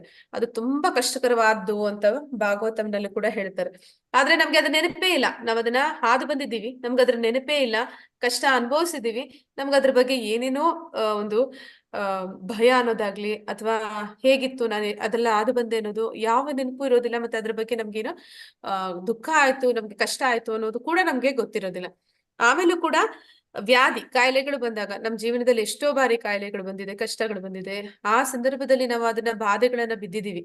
ಆದ್ರೆ ಮತ್ತೆ ಸರಿಯೋದ್ಮೇಲೆ ನಮ್ಗೆ ಅದ್ರ ಬಗ್ಗೆ ಏನೇನೋ ಅದ್ರ ಬಗ್ಗೆ ಏನೋ ಒಂದು ಅದರದ ಮಹತ್ವ ಏನು ಗೊತ್ತಿಲ್ಲ. ಅಂದ್ರೆ ಈಗ ಹೇಳ್ತಾರೆ, ಅಡಿಗೆ ಮಾಡುವಾಗ ಒಂದು ಬೆರಳಿಗೆ ತಾಗಿ ಏನಾದ್ರೂ ಸ್ವಲ್ಪ ಏಟಾದ್ರೆ ಒಂದು ಚಿಕ್ಕ ಬೆರಳಿರುತ್ತೆ, ಆದ್ರೆ ಆ ಬೆರಳಿನ ಮಹತ್ವ ಅದಕ್ಕೆ ಗಾಯ ಆದಾಗ್ಲೇ ಗೊತ್ತಾಗುತ್ತೆ ಅಂತ. ಮತ್ತೆ ಅದನ್ನು ಬಳಸ್ತೀರಾ ಏನಾದ್ರು ಮಾಡ್ಬೇಕಂದಾಗಲ್ಲ, ಅಯ್ಯೋ ಇಷ್ಟೆಲ್ಲ ಕೆಲಸ ಮಾಡ್ತಿತ್ತ ಈ ಬೆರಳು ಅಂತ ಅನಿಸ್ತಿರುತ್ತೆ. ಹಾಗೆ ವ್ಯಾಧಿ ಕೂಡ ಕಾಯಿಲೆ ಬಂದಾಗ ನಮ್ಗೆ ಗೊತ್ತಾಗುತ್ತೆ ಕಷ್ಟ ಹೇಗಿತ್ತು ಅಂತ. ಕಾಯಿಲೆಯಿಂದ ಹೊರಗಡೆ ಬಂದಿದ್ ಕೂಡ್ಲೆ ನಾವು ಅದನ್ನ ಮರ್ತು ಬಿಡ್ತೀವಿ. ಅಲ್ಲಿ ನೋವಿತ್ತು, ಅಲ್ಲಿ ಬಾಧೆ ಇತ್ತು ಅನ್ನೋದು ನಮ್ಗೆ ನೆನಪಿರೋದಿಲ್ಲ. ಹಾಗೆ ಜನ್ಮ, ಮೃತ್ಯು, ವ್ಯಾಧಿ, ಜರ ಅಂದ್ರೆ ವಯಸ್ಸಾಗುವಂಥದ್ದು. ವಯಸ್ಸಾದ್ಮೇಲೆ ತುಂಬಾ ಕಷ್ಟ ಇರುತ್ತೆ. ಅಂದ್ರೆ ನಾವು ಚಿಕ್ಕವಾಗ ಅಥವಾ ಯೌವನದಲ್ಲಿ ತುಂಬಾ ಚಟುವಟಿಕೆಯಿಂದ ಇರ್ತೀವಿ. ನಂತರ ವಯಸ್ಸಾದ್ಮೇಲೆ ನಮ್ ಆತ್ಮ ಅದೇ ಇರುತ್ತೆ, ಆದ್ರೆ ದೇಹ ಬದಲಾಗಿದೆ. ಆದ್ರೆ ಮನಸ್ಸು, ಆತ್ಮ ಹೇಳ್ತಾ ಇರುತ್ತೆ ನಾನ್ ಈಗ್ಲೂ ಅದೆಲ್ಲ ಮಾಡಕ್ ಆಗತ್ತೆ ಅಂತ. ಆದ್ರೆ ದೇಹ ನಮ್ಗೆ ಯಾವ್ದೇ ರೀತಿ ಅದಕ್ಕೆ ಸಪೋರ್ಟ್ ಮಾಡೋದಿಲ್ಲ. ಅವಾಗ ಅನ್ಸುತ್ತೆ ತುಂಬಾ ಕಷ್ಟ ಅನ್ಸುತ್ತೆ. ಅಂದ್ರೆ ನಾವು ಮೊದಲಿನ ತರ ಏನು ಮಾಡಕ್ಕಾಗಲ್ಲ, ಊಟ ಮಾಡಕ್ಕಾಗಲ್ಲ, ಓಡಾಡಕ್ಕಾಗಲ್ಲ. ಮೊದ್ಲೆಲ್ಲ ನಾವು ಓಡಾಡೋದೆಲ್ಲ ಓಡ್ತಾ ಇದ್ವಿ, ಅದೆಲ್ಲ ನಾವ್ ಕೈಲಿ ಮಾಡೋದಕ್ಕಾಗೋದಿಲ್ಲ. ಮತ್ತೆ ಯಾವ ರೀತಿ ಆಗ್ಬಿಡುತ್ತೆ ಅಂದ್ರೆ ಹೋಗ್ತಾ ಹೋಗ್ತಾ ಚಿಕ್ಕ ಮಕ್ಕಳ ತರ ಆಗ್ಬಿಡ್ತಾರೆ. ಅಂದ್ರೆ ಅವ್ರಿಗೆ ಯಾರಾದ್ರೂ ಒಬ್ರು ಸಹಾಯ ಬೇಕಾಗುತ್ತೆ. ಅಷ್ಟೊಂದು ಆತ್ಮ ಅದೇ ಆತ್ಮನೇ, ಆದ್ರೆ ದೇಹದಲ್ಲಿ ಅಷ್ಟೊಂದು ಬದಲಾವಣೆಗಳಾದಾಗ ಸ್ವಲ್ಪ ಕಷ್ಟ ಅನ್ಸುತ್ತೆ. ಆದ್ರೆ ನಾವು ನಮ್ಗೂ ವಯಸ್ಸಾಗತ್ತೆ ಅಂತಂದ್ರೆ ಅರೆ ಆದಾಗ ನೋಡ್ಕೊಳ್ಳೋಣ ಬಿಡಿ ಅಂತ ಮನ್ಸಲ್ಲಿ ಅನ್ಕೋತಾ ಇರ್ತೀವಿ. ಅಂದ್ರೆ ನಮಗೂ ಅದೆಲ್ಲ ಬಾಧೆಗಳು ಬರುತ್ತೆ, ಎಲ್ಲರಿಗೂ ಈ ಬಾಧೆಗಳು ಇದ್ದೇ ಇರುತ್ತೆ ಅಂತಂದ್ರೆ ಅದು ಬಾಧೆನೇ ಅಲ್ಲ, ಅದು ಆದಾಗ ನೋಡ್ಕೊಂಡ್ರೆ ಆಯ್ತು ಅನ್ನೋ ತರ ಯೋಚನೆ ಮಾಡ್ತೀವಿ. ಮರಣ ಅನ್ನೋದು ಕೂಡ ಹಾಗೆ ಬರುತ್ತೆ. ಯಾರಾದ್ರೂ ನೀವು ಸಾಯ್ತೀರಲ್ಲ ಅಂದ್ರೆ ಅಯ್ಯೋ ಅದು ಸತ್ತಾಗ ನೋಡ್ಕೊಂಡ್ರೆ ಆಯ್ತು, ಈಗ ಏನಕ್ಕೆ ಅದ್ರ ಬಗ್ಗೆ ತಲೆ ಕೆಡಿಸ್ಕೊಳ್ಳೋದು, ಈಗ ಕಣ್ಮುಂದೆ ಬದುಕಿದೆ, ಜೀವನ ಇದೆ, ಒಂದ್ಸತಿ ಸಿಕ್ಕಿದೆ, ಅದೇನೋ ಹೇಳ್ತಾರೆ ಒಂದ್ಸತಿ ಸಿಕ್ಕಿದೆ ಚಾನ್ಸು ಅನುಭವಿಸ್ಬಿಡಿ ಅಂತ. ಹಾಗೆ ಮನುಷ್ಯ ತನ್ನ ಈ ಎಲ್ಲಾ ಸತ್ಯಗಳು ಏನಿದೆ ಆ ಸತ್ಯಗಳನ್ನ ಅವನು ಮರೆಮಾಚ್ತಾ ಹೋಗ್ತಾನೆ. ಅಂದ್ರೆ ಅವುಗಳ ಕಡೆ ಅವನು ಗಮನನೇ ಕೊಡ್ದಿರಾ ಹೋಗ್ತಾ ಇರ್ತಾನೆ. ಅದಕ್ಕಾಗಿ ಅವನು ಯಾವ್ದೇ ರೀತಿ ಯೋಚನೆನೂ ಮಾಡೋದಿಲ್ಲ, ಅದಕ್ಕಾಗಿ ಅವನು ಯಾವ್ದೇ ರೀತಿ ಸಿದ್ಧತೆ ಮಾಡ್ಕೊಳ್ಳೋದಿಲ್ಲ. ಅಂದ್ರೆ ಈಗ ಅವನು ನಾಳೆ ನಾನ್ ಬದುಕ್ಬೇಕು ಅಂತಂದ್ರೆ ನನ್ನ ಹತ್ರ ಹಣ ಬೇಕು, ನಾನಿರ್ಬೇಕು ಸಂತೋಷವಾಗಿದ್ರೆ ನನ್ ಸುತ್ತ ಜನ ಇರ್ಬೇಕು ಅಂತ ಯೋಚನೆ ಮಾಡ್ತಾನೆ. ಅದರಿಂದ ಆಚೆಗೆ ಸಾವು ಬಂದ್ಮೇಲೆ ಏನಾಗುತ್ತೆ, ನಾನ್ ಸೇರ್ಸಿದ ಹಣ ಏನಾಗುತ್ತೆ, ಅಥವಾ ನಾನು ಯಾರನ್ನೆಲ್ಲ ನನ್ನವ್ರು ಅಂತ ಇದ್ದೀನಿ ಅವ್ರನ್ನೆಲ್ಲ ಬಿಟ್ಟು ಹೋಗ್ಬೇಕಾಗತ್ತಲ್ಲ, ಆಗ ಏನಾಗ್ಬೋದು, ನಂತರ ಸಾವಿನ ನಂತರ ನನ್ನ ಬದುಕು ಯಾವ ರೀತಿ ಇರುತ್ತೆ, ನಾ ಎಲ್ಲಿಗೆ ಹೋಗ್ತೀನಿ, ಇದು ಯಾವ್ದು ಕೂಡ ಅವನು ಯೋಚನೆ ಮಾಡೋದಿಲ್ಲ. ಇದು ತುಂಬಾ ಆಶ್ಚರ್ಯಕರವಾದದ್ದು ಅಂತ ಇಲ್ಲಿ ಯುಧಿಷ್ಠಿರ ಮಹಾರಾಜ ಕೂಡ ತಿಳಿಸ್ತಾ ಇದ್ದಾನೆ. ಕೃಷ್ಣನಲ್ಲದೆ ಮತ್ತೇನನ್ನೋ ಸ್ಮರಿಸುವುದರಿಂದ ಏನು ಫಲ? ಕೃಷ್ಣನ ಸ್ಮರಣೆ ಮಾಡ್ದಿರ ಬೇರೆ ಏನೋ ಸ್ಮರಣೆ ಮಾಡಿದ್ರೆ ಅದರಿಂದ ಏನು ಫಲ ಸಿಗುತ್ತೆ ಅಂತ. ಹರೇ ಕೃಷ್ಣ.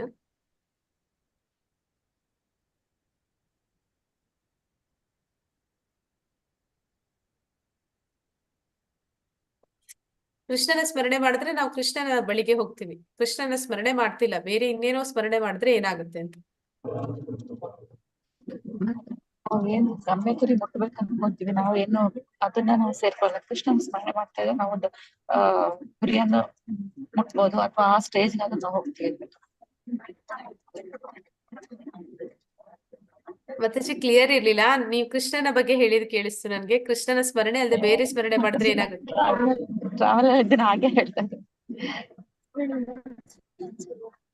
ಮಾತಾಜಿ, ಮತ್ತೆ ಜರ ಮೃತ್ಯು ಈ ಚಕ್ರದಲ್ಲಿ ಬಂದು ಬೀಳ್ತೀವಿ, ಮತ್ತೆ ಯಾರನ್ನ ಹುಟ್ಟು ಯಾವ್ದನ್ನ ಸಾವು ಅದೇ ಚಕ್ರ, ಅದೇ ಇದ್ರಲ್ಲಿ ಕಾಲಚಕ್ರದಲ್ಲೇ ಹುಟ್ಟು ಸಾವು ಮಧ್ಯದಲ್ಲೇ ಬರುತ್ತೆ ಮತ್ತೆ.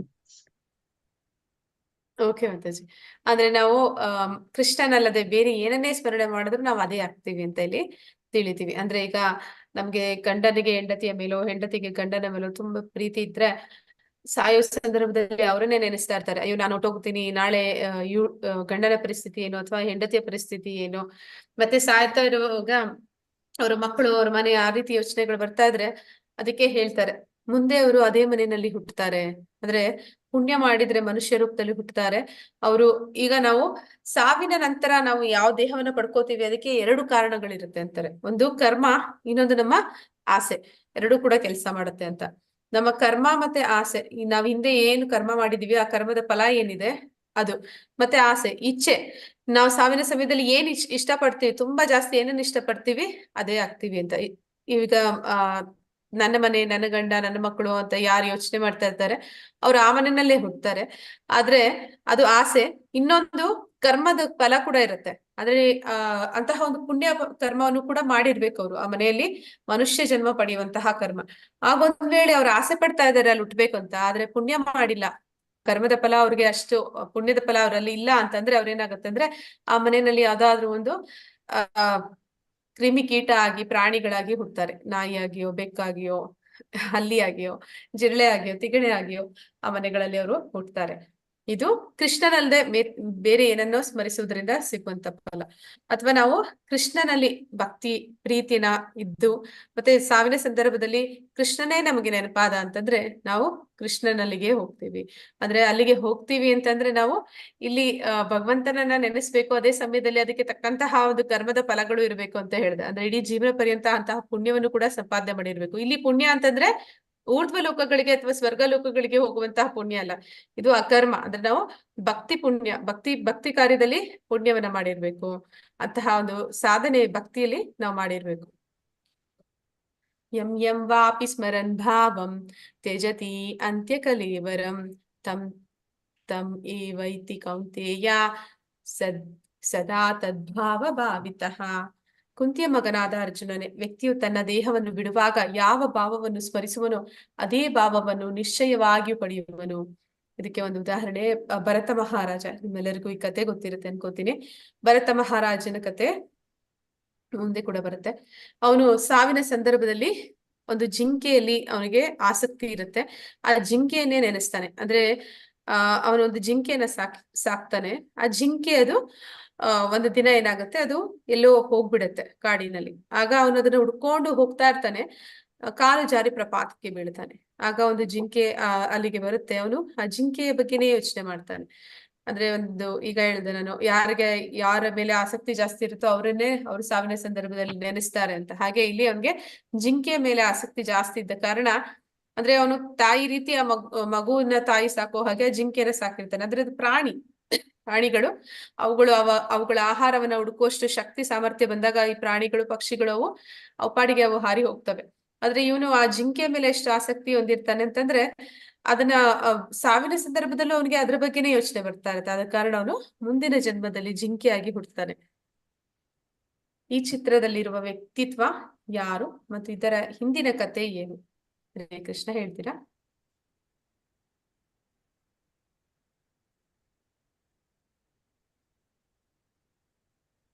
ಭರತ ಮಹಾರಾಜ. ಭರತ ಮಹಾರಾಜ ಇಲ್ಲಿ ನಾನು ಹೇಳ್ದೆ ಆಗ್ಲೇ. ಭರತ ಮಹಾರಾಜ ಯಾರು ಅಂತಂದ್ರೆ ಅವರು ನಮ್ಮ ಈ ಭೂಮಿಗೆ ಮೊದಲು ಇಳಾವೃತ ಅಂತ ಹೆಸರಿರುತ್ತೆ. ಈ ಭರತ ಮಹಾರಾಜನ ನಂತರ ಬರುವಂತದ್ದು ಇದಕ್ಕೆ ಭಾರತ ಅಂತ ಹೆಸರು ಬರುತ್ತೆ. ಭರತ ವರ್ಷ ಅಂತ ಕರೀತಾರೆ. ನಂತರ ಇಲ್ಲಿ ಇವರು ಬಂದು ರಾಜರಾಗಿರ್ತಾರೆ. ಮತ್ತೆ ರಾಜರಾಗಿದ್ದು ಇವರು ಏನ್ ಮಾಡ್ತಾರೆ ಅಂತಂದ್ರೆ ತಮ್ಮ ಚಿಕ್ಕ ವಯಸ್ಸಿನಲ್ಲೇ ಭಕ್ತಿಯಲ್ಲಿ ತೊಡಗ್ತಾನೆ. ಭಕ್ತಿಯಲ್ಲಿ ತೊಡಗಿದ ನಂತರ ಹೆಂಡತಿ, ಮಕ್ಕಳು, ರಾಜ್ಯಭಾರ ಎಲ್ಲವನ್ನು ಕೂಡ ಬಿಟ್ಟು ಕಾಡಿಗೆ ಬಿಡ್ತಾರೆ. ಅಂದ್ರೆ ಭಕ್ತಿಯಲ್ಲಿ 9 ಹಂತಗಳು ಇದೆ ಅಂತ ಹೇಳ್ತಾರೆ. ಮೊದಲಿಗೆ ಶ್ರದ್ಧೆ, ನಂತರ ಸಾಧು ಸಂಘ, ನಂತರ ಭಜನ ಕ್ರಿಯಾ, ನಂತರ ಬರುವಂತದ್ದು ಅನರ್ಥ ನಿವೃತ್ತಿ, ಆಮೇಲೆ ಬರುವಂತದ್ದು ನಿಷ್ಠೆ, ನಿಷ್ಠೆ, ಆಸಕ್ತಿ, ರುಚಿ, ಭಾವ ಮತ್ತೆ ಪ್ರೇಮ. ಪ್ರೇಮ ಅಂದ್ರೆ ಭಗವಂತನ ಪ್ರೀತಿಯನ್ನ ಗಳಿಸುವಂತದ್ದು. ಅದಕ್ಕೂ ಮೊದಲು ಬರುವಂತಹ ಒಂದು ಹಂತ ಅಂದ್ರೆ ಅದು ಭಾವ. ಆ ಹಂತಕ್ಕೆ ಬಂದ ಮೇಲೆ ಅವರು ಪ್ರೇಮವನ್ನ ಬೇಗ ಗಳಿಸ್ತಾರೆ ಅಂತ ಹೇಳ್ತಾರೆ. ಆದ್ರೆ ಇಲ್ಲಿ ಭರತ ಮಹಾರಾಜ ಅವನು ಏನ್ ಮಾಡ್ತಾನೆ ಅಂತಂದ್ರೆ ತಪಸ್ಸಿಗೆ ಹೋಗ್ತಾನೆ ಭಗವಂತನ ಧ್ಯಾನ ಮಾಡ್ಬೇಕು ಅಂತ. ಹೋದಾಗ ಅಲ್ಲಿ ಏನಾಗುತ್ತೆ ಅಂದ್ರೆ ಒಮ್ಮೆ ಒಂದು ಜಿಂಕೆ ಮರಿ ಜಿಂಕೆ, ಅದೊಂದು ಅನಾಥ ಜಿಂಕೆ ಅವನಿಗೆ ಸಿಗುತ್ತೆ. ಆ ಜಿಂಕೆನ ಅವನು ತಂದು ತನ್ನ ಮಗುವಿನ ಹಾಗೆಯೇ ಪ್ರೀತಿಯಿಂದ ಸಾಕ್ತಾನೆ. ಸಾಕಿದ ಮೇಲೆ ಏನಾಗುತ್ತೆ ಅಂತಂದ್ರೆ ಒಂದಿನ ಆ ಜಿಂಕೆ ಅದು ತನ್ನ ಆಹಾರ ಹುಡುಕ್ತಾ ತಾನೇ ಹೊರಟು ಬಿಡುತ್ತೆ. ಅದು ಹೋದಾಗ ಅವನು ಅದನ್ನ ಎಲ್ಲಾ ಕಡೆ ಹುಡುಕಾಡ್ತಾನೆ. ನಾನು ಆಗ್ಲೇ ಹೇಳ್ದಾಗೆ ಒಂದು ಪ್ರಪಾತದಲ್ಲಿ ಬಿದ್ದು ಅವನು ಪ್ರಾಣವನ್ನ ಕಳ್ಕೊತಾನೆ. ಆ ರೀತಿ ಪ್ರಾಣವನ್ನ ಕಳ್ಕೊಳ್ಳುವ ಸಂದರ್ಭದಲ್ಲಿ ಅವನು ಜಿಂಕೆಯನ್ನ ಸ್ಮರಣೆ ಮಾಡಿದ ಕಾರಣ ಅವನಿಗೆ ಜಿಂಕೆಯ ಜನ್ಮ ಸಿಗುತ್ತೆ. ಆದ್ರೆ ಅವನು ಭಾವದ ಹಂತಕ್ಕೆ ಹೋಗಿದ್ದ ಕಾರಣ ಆ ಜಿಂಕೆಗೆ ಹಿಂದಿನ ಜನ್ಮದಲ್ಲಿ ಆದದ್ದೆಲ್ಲ ನೆನಪಿರುತ್ತೆ. ನಂತರ ಆ ಜಿಂಕೆ ಯಾವಾಗ್ಲೂ ಕೂಡ ದೇವಸ್ಥಾನಗಳು ಭಕ್ತರು ಇರುವಂತಹ ಜಾಗದಲ್ಲೇ ಓಡಾಡಿಕೊಂಡಿರುತ್ತೆ. ಆ ಜಿಂಕೆ ಮತ್ತೆ ದೇಹತ್ಯಾಗ ಆದ್ಮೇಲೆ ಜಡಭರತನಾಗಿ ಹುಟ್ಟುತ್ತಾನೆ. ಆ ಜಡಭರತನಾಗಿ ಹುಟ್ಟಿದ ಮೇಲೂ ಕೂಡ ಅವನಿಗೆ ಜಿಂಕೆ ಜನ್ಮದ ಬಗ್ಗೆ, ಭರತ ಮಹಾರಾಜನ ಜನ್ಮದ ಬಗ್ಗೆ ಎಲ್ಲ ಕೂಡ ಅವನಿಗೆ ನೆನಪಿರುತ್ತೆ. ಅವಾಗ ಅವನು ಏನ್ ಯೋಚನೆ ಮಾಡ್ತಾನೆ ಅಂತಂದ್ರೆ, ನಾನು ಯಾವ್ದ್ರಲ್ಲೂ ಕೂಡ ಅಂದ್ರೆ ಎಲ್ಲ ಜನರಲ್ಲಿ ನಾನೀಗ ಬೆರಿಬಾರ್ದು, ಎಲ್ಲರಿಂದ ದೂರ ಇರ್ಬೇಕು ಅಂತ ಹೇಳಿ ಅವನೇನ್ ಮಾಡ್ತಾನೆ, ಅವನೊಬ್ಬ ಕಿವುಡ ಮತ್ತೆ ಮೂಗನ ಹಾಗೆ ಅವನು ನಟಿಸ್ತಾನೆ. ನನಗೆ ಮಾತಾಡಕ್ ಬರೋದಿಲ್ಲ, ನನ್ಗೆ ಕೇಳಿಸೋದಿಲ್ಲ ಅನ್ನೋ ರೀತಿ ಅವನು ಯಾವಾಗ್ಲೂ ಇರ್ತಾನೆ. ಹೀಗೆ ಕೊನೆಗೆ ಅವನು ಜಡಭರತ ಭಗವಂತನನ್ನ ಹೊಂದುತ್ತಾನೆ. ಅಂದ್ರೆ 2 ಜನ್ಮಗಳು ಬೇಕಾಗುತ್ತೆ ಅವನಿಗೆ ಜಿಂಕೆಯಲ್ಲಿ ಅನುರಕ್ತ ಆದ ಕಾರಣ. ಆದ್ರೆ ಇಲ್ಲಿ ಇನ್ನೊಂದು ನಾವು ಏನ್ ತಿಳಿಬೇಕು ಅಂತಂದ್ರೆ, ಭರತ ಮಹಾರಾಜ ಅವನು ಯೋಚನೆ ಮಾಡ್ತಾನೆ ಎಲ್ಲರನ್ನ ಬಿಟ್ಟು ಕಾಡಿಗೆ ಹೋಗಿ ತಪಸ್ಸನ್ನ ಮಾಡ್ಬೇಕು ಅಂತ. ಆದ್ರೆ ಅವನು ವಿಫಲನಾಗ್ತಾನೆ.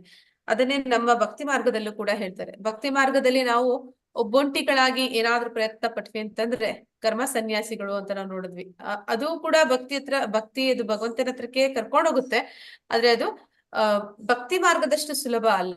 ಅಲ್ಲಿ ಭಕ್ತರ ಸಂಘ, ಯಾವಾಗ ಭಕ್ತಿ ಮಾರ್ಗದಲ್ಲಿದ್ದಾಗ ನಮ್ಗೆ ಭಕ್ತರ ಸಂಘ ತುಂಬಾ ಮುಖ್ಯ. ಭಕ್ತರ ಸಂಘ ಇದ್ದಾಗ ಏನಾಗುತ್ತೆ ಅಂತಂದ್ರೆ ಪತನ ಅನ್ನೋದು ಇರೋದಿಲ್ಲ. ಅಂದ್ರೆ ಅವರು ಯಾವಾಗ್ಲೂ ಕೂಡ ನಮ್ಮನ್ನ ಎಚ್ಚರಿಸ್ತಾ ಇರ್ತಾರೆ. ಮತ್ತೆ ನಮಗೆ ಏನಾದ್ರೂ ಪತನ ಆಗುವಂತ ಸಂದರ್ಭ ಇದ್ರೆ ಅವ್ರು ನಮಗೆ ಏನ್ ಮಾಡ್ತಾರೆ ಅಂದ್ರೆ ಒಂದು ಸಪೋರ್ಟಿಂಗ್ ಸಿಸ್ಟಮ್ ತರ ಇರ್ತಾರೆ. ಆದ್ರೆ ಇಲ್ಲಿ ಇವನಿಗೆ ಆ ರೀತಿ ಎಚ್ಚರ ಮಾಡೋರು ಯಾರು ಇಲ್ಲ. ಭರತ ಮಹಾರಾಜನ್ಗೆ ಯಾರು ಹೇಳೋರಿಲ್ಲ, ನೀನು ನಿನ್ನ ಹೆಂಡತಿ ಮಕ್ಕಳನ್ನೇ ಬೇಡ. ಅದು ಏನಂತಂದ್ರೆ ಅದನ್ನ ಒಂದು ಹೋಲಿಕೆ ಮಾಡಿ ಹೇಳ್ತಾರೆ. ಅವನು ಒಂದು ಯಾರಾದ್ರೂ ಹಿಂದಿನ ಕಾಲದಲ್ಲಿ ತೋಟಗಳಲ್ಲಿ ಅಥವಾ ಗಿಡ ಮರಗಳಿರೋ ಕಡೆ ಹೋಗಿ ಏನಂತ ಹೇಳ್ತಾರೆ, ಮಲ ವಿಸರ್ಜನೆ ಮಾಡಿ ಬಂದ್ರೆ ಮಲವನ್ನ ತಿರುಗಿ ನೋಡೋದಿಲ್ಲ ಅಂತ. ಹಾಗೆ ಅವನು ತನ್ನ ಹೆಂಡತಿ ಮಕ್ಕಳು ರಾಜ್ಯಭಾರ ಎಲ್ಲವನ್ನು ಕೂಡ ತಿರುಗಿ ನೋಡ್ಲಿಲ್ಲ ಅಂತೆ, ಅದನ್ನ ಮಲ ಅಂತ ಕರೆದಂತೆ. ಅಂತಹ ಭರತ ಮಹಾರಾಜ ಮತ್ತಿಲ್ಲೊಂದು ಜಿಂಕೆಗೆ ಹೋಗಿ ಅನುರಕ್ತನಾಗ್ಬಿಡ್ತಾನೆ. ಅಲ್ಲಿ ಅವನ್ಗೆ ಯಾರು ಎಚ್ಚರಿಸೋರಿಲ್ಲ, ನೀನ್ ಮತ್ತೆ ಇದನ್ನ ಇಲ್ಲಿ ಬಂದು ಏನ್ ಮಾಡ್ತಾ ಇದ್ದಂತ ಅವನು ಕೇಳೋರು ಯಾರಿಲ್ಲ. ಆದ ಕಾರಣ ಅವನು ಹೀಗೆ ಪತನವನ್ನ ಹೊಂದುತ್ತಾನೆ.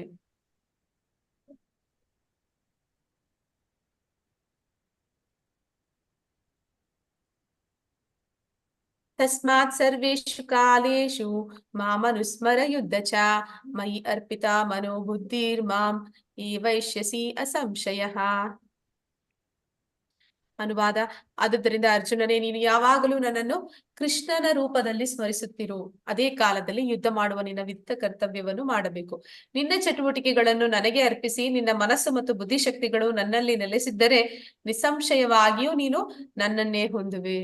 ಅಂದ್ರೆ ಇಲ್ಲಿ ಕೃಷ್ಣ ಅರ್ಜುನನಿಗೆ ಹೇಳ್ತಿರುವಂತದ್ದು, ನೀನು ಕೂಡ ಅದೇ ರೀತಿ ನಿನ್ ಕೆಲಸ ಮಾಡು. ಅಂದ್ರೆ ಇಲ್ಲಿ ಹೇಳ್ತಾ ಇಲ್ಲ ಕೃಷ್ಣ, ನೀನು ಭರತ ಮಹಾರಾಜನ ಹಾಗೆ ಎಲ್ಲವನ್ನು ಬಿಟ್ಟು ಕಾಡಿಗೆ ಹೋಗು, ನನ್ನ ಸ್ಮರಣೆ ಮಾಡು, ಧ್ಯಾನ ಮಾಡು ಅಂತ ಹೇಳ್ತಾ ಇಲ್ಲ. ಅವ್ನು ಹೇಳ್ತಾ ಇದ್ದಾನೆ, ನಿನ್ನ ಎಲ್ಲಾ ಕೆಲ್ಸಗಳನ್ನ, ನಿನ್ಗೆ ಏನ್ ಕೆಲ್ಸ, ಯುದ್ಧ ಮಾಡೋದು ಕೆಲ್ಸ ನಿಂದು, ಅದನ್ನ ನೀನ್ ಕರೆಕ್ಟ್ ಆಗೇ ಮಾಡು. ಆದ್ರೆ ಏನ್ ಮಾಡ್ಬೇಕು ಅದ್ರ ಜೊತೆಯಲ್ಲಿ ಅಂದ್ರೆ ನಿನ್ನ ಮನಸ್ಸು ಬುದ್ಧಿ ಯಾವಾಗ್ಲೂ ಕೂಡ ನನ್ನಲ್ಲಿ ನೆಲೆಸಿರ್ಲಿ. ಅಂದ್ರೆ ನೀನ್ ಯಾವಾಗ್ಲೂ ನನ್ನ ಸ್ಮರಣೆ ಮಾಡ್ತಾರೆ. ಯಾವ್ದೇ ಕೆಲಸ ನಿನ್ಗೆ ಕೊಟ್ಟಿದಾರೋ ಅದನ್ನ ಸರಿಯಾಗಿ ಮಾಡು. ಅದೇ ಸಮಯದಲ್ಲಿ ನಿನ್ನ ಮನಸ್ಸಲ್ಲಿ ಮತ್ತೆ ನಿನ್ನ ಬುದ್ಧಿ ಅದರಲ್ಲಿ ನಾನು ಸದಾ ಇರ್ಬೇಕು, ನೆನಪಿನಲ್ಲಿ ನನ್ನನ್ನ ನೀನು ಇಟ್ಕೋಬೇಕು. ಆಗ ನೀನು ದೇಹತ್ಯಾಗ ಮಾಡದೆ ಅಂದ್ರೂ ಕೂಡ ನನ್ನ ಹತ್ರಕ್ಕೆ ಬರ್ತೀಯಾ ಅಂತ ಹೇಳ್ತಾ ಇದ್ದಾನೆ. ಅಜಾಮಿಳನ ಕತೆ ಏನು? ಹರೇ ಕೃಷ್ಣ. ಯಾರಿಗಾದ್ರೂ ಅಜಾಮಿಳನ ಕತೆ ಇದ್ರೆ ಹೇಳ್ಬೋದು.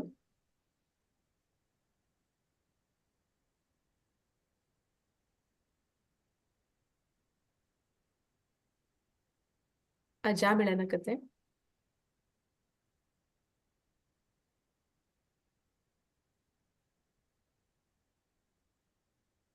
ಭಾಗವತಂನಲ್ಲಿ ಬರುತ್ತೆ, ಕೇಳಿರ್ತೀರಾ ಅನ್ಕೋತೀನಿ.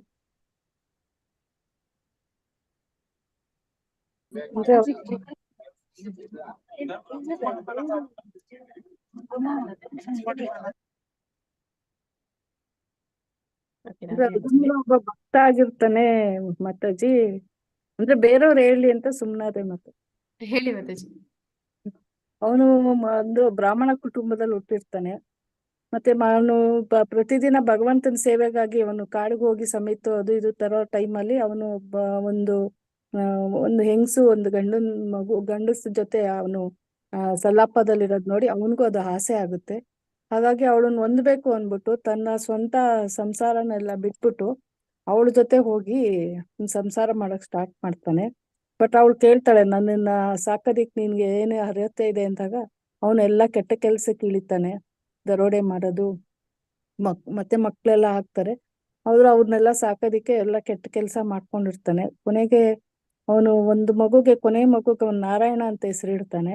ಹಾಗಾಗಿ ಆ ಸಾವಿನ ಸಂದರ್ಭ ಬಂದಾಗ ಅವನು ನಾರಾಯಣ ಅಂತ ತನ್ನ ಮಗನ್ ಕೂಗ್ತಾನೆ. ಆದ್ರೆ ಅವನು ಆ ಸಮಯದಲ್ಲಿ ವಿಷ್ಣು ದೂತರು ಬರ್ತಾರೆ.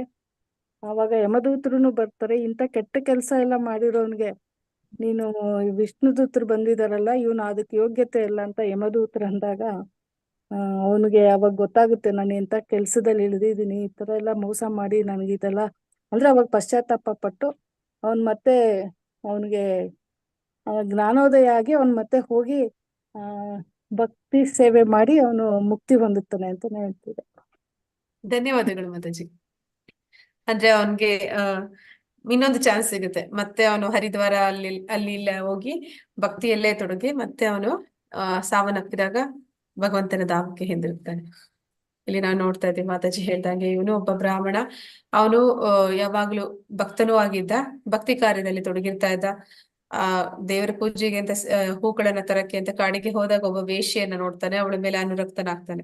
ನಂತರ ಅವನಿಗೆ ಹೆಂಡತಿ ಮಕ್ಕಳು ತಂದೆ ತಾಯಿ ಎಲ್ಲ ಇರ್ತಾರೆ. ಅವರೆಲ್ಲರನ್ನು ಬಿಟ್ಟು ಅವಳ ಹತ್ರ ಹೋಗ್ತಾನೆ. ಅವಳನ್ನ ಸಾಕೋದಿಕ್ಕೆ ಎಲ್ಲ ಬೇಡದ ಕೆಲಸಗಳನ್ನ ಮಾಡ್ತಾನೆ. ನಂತರ ಅನೇಕ ಮಕ್ಕಳನ್ನ ಅವಳಿಂದ ಪಡಿತಾನೆ. ಕೊನೆಯ ಮಗುವಿಗೆ ನಾರಾಯಣ ಅಂತ ಹೆಸರಿಡ್ತಾನೆ. ಆ ಮಗುವಿನಲ್ಲಿ ಅವನಿಗೆ ತುಂಬಾ ಪ್ರೀತಿ ಜಾಸ್ತಿ ಇರುತ್ತೆ. ಸಾವಿನ ಸಂದರ್ಭದಲ್ಲಿ ಯಾವಾಗ ಯಮದೂತರು ಅವನ ಕಣ್ಣೆದುರುಗಡೆ ಬರ್ತಾರೆ, ಆಗ ಅವನು ಹೆದರ್ಕೊಂಡು ಅವನ ಮಗನನ್ನ ಕರೀತಾನೆ, ನಾರಾಯಣ ಅಂತ ಕರೀತಾನೆ. ಕೂಡಲೇ ಅಲ್ಲಿಗೆ ವಿಷ್ಣು ದೂತರು ಬಂದು ಬಿಡ್ತಾರೆ. ಆಗ ಯಮದೂತರ ಜೊತೆ ಅವರು ಹೇಳ್ತಾರೆ, ನಾರಾಯಣನ ಹೆಸರು ಸ್ಮರಣೆ ಮಾಡಿದ್ಮೇಲೆ ಇಲ್ಲಿ ಯಮದೂತರಿಗೆ ಏನು ಕೆಲಸ ಇಲ್ಲ, ನಡೀರಿ ಅಂತ. ಆದ್ರೆ ಏನು ಅಂದ್ರೆ ಈಗ ಅವನನ್ನ ಮತ್ತೆ ಧಾಮಕ್ಕೆ ಕೂಡ ಕರ್ಕೊಂಡು ಹೋಗೋದಕ್ಕೆ ಆಗೋದಿಲ್ಲ. ಅಲ್ಲಿ ವಾಗ್ವಾದ ನಡೆಯುತ್ತೆ. ಆಗ ಅವ್ರು ಹೇಳ್ತಾರೆ, ಇವನು ಎಲ್ಲ ಬೇಡದನ್ನೇ ಮಾಡಿದಾನೆ. ಆಗ ಅವ್ರ ಮಧ್ಯೆ ನಡೆಯುವ ವಾಗ್ವಾದದಲ್ಲಿ ಅವ್ನಿಗೆ ಗೊತ್ತಾಗುತ್ತೆ, ನಾನು ಎಂತಹ ಕೆಟ್ಟ ಜೀವನವನ್ನ ಮಾಡಿದ್ದೀನಿ ಅಂತ. ನಂತರ ಇವರು ಕೂಡ ವಿಷ್ಣು ದೂತರು ಕೂಡ ಅವನ್ನ ಬಿಟ್ಟು ಹೋಗ್ತಾರೆ. ಆಗ ಅವನಿಗೆ ಮತ್ತೆ ಎರಡನೇ ಒಂದು ಚಾನ್ಸ್ ಸಿಗುತ್ತೆ. ಆಮೇಲೆ ಅವನು ಅಲ್ಲಿ ಎಲ್ಲ ಹರಿದ್ವಾರ ಅಂತಹ ಒಂದು ಪವಿತ್ರ ಸ್ಥಳಗಳಲ್ಲಿ ಹೋಗಿ ಭಗವಂತನ ಭಕ್ತಿ ಕಾರ್ಯದಲ್ಲಿ ತೊಡಗ್ತಾನೆ. ನಂತರ ಮತ್ತೆ ಅವನು ದೇಹತ್ಯಾಗ ಆಗುವಾಗ ವಿಷ್ಣು ದೂತರು ಬಂದು ಅವನನ್ನ ಕರ್ಕೊಂಡು ಹೋಗ್ತಾರೆ. ಅಭ್ಯಾಸ ಯೋಗ ಯುಕ್ತೇನ ಚೇತಸಾ ನಾನ್ಯಗಾಮಿನ ಪರಮಂ ಪುರುಷಂ ದಿವ್ಯಂ ಯಾತಿ ಪಾರ್ಥಾನು ಚಿಂತಯನ್. ಪಾರ್ಥನೆ, ದೇವೋತ್ತಮ ಪರಮ ಪುರುಷನಂತೆ ನನ್ನನ್ನು ಯಾರು ಧ್ಯಾನಿಸುತ್ತಾರೋ, ಬೇರೆ ಯಾವ ಕಡೆಗೂ ಮನಸ್ಸು ಚಲಿಸದಂತೆ ಯಾರ ಮನಸ್ಸು ಸದಾ ನನ್ನಲ್ಲಿ ತನ್ಮಯವಾಗಿರುವುದೋ ಅವನು ಖಂಡಿತವಾಗಿಯೂ ನನ್ನ ಬಳಿಗೆ ಬರುವನು. ಅಂದ್ರೆ ಇಲ್ಲಿ ಅನನ್ಯ ಭಕ್ತಿಯ ಬಗ್ಗೆ ಹೇಳ್ತಿರುವಂತದ್ದು.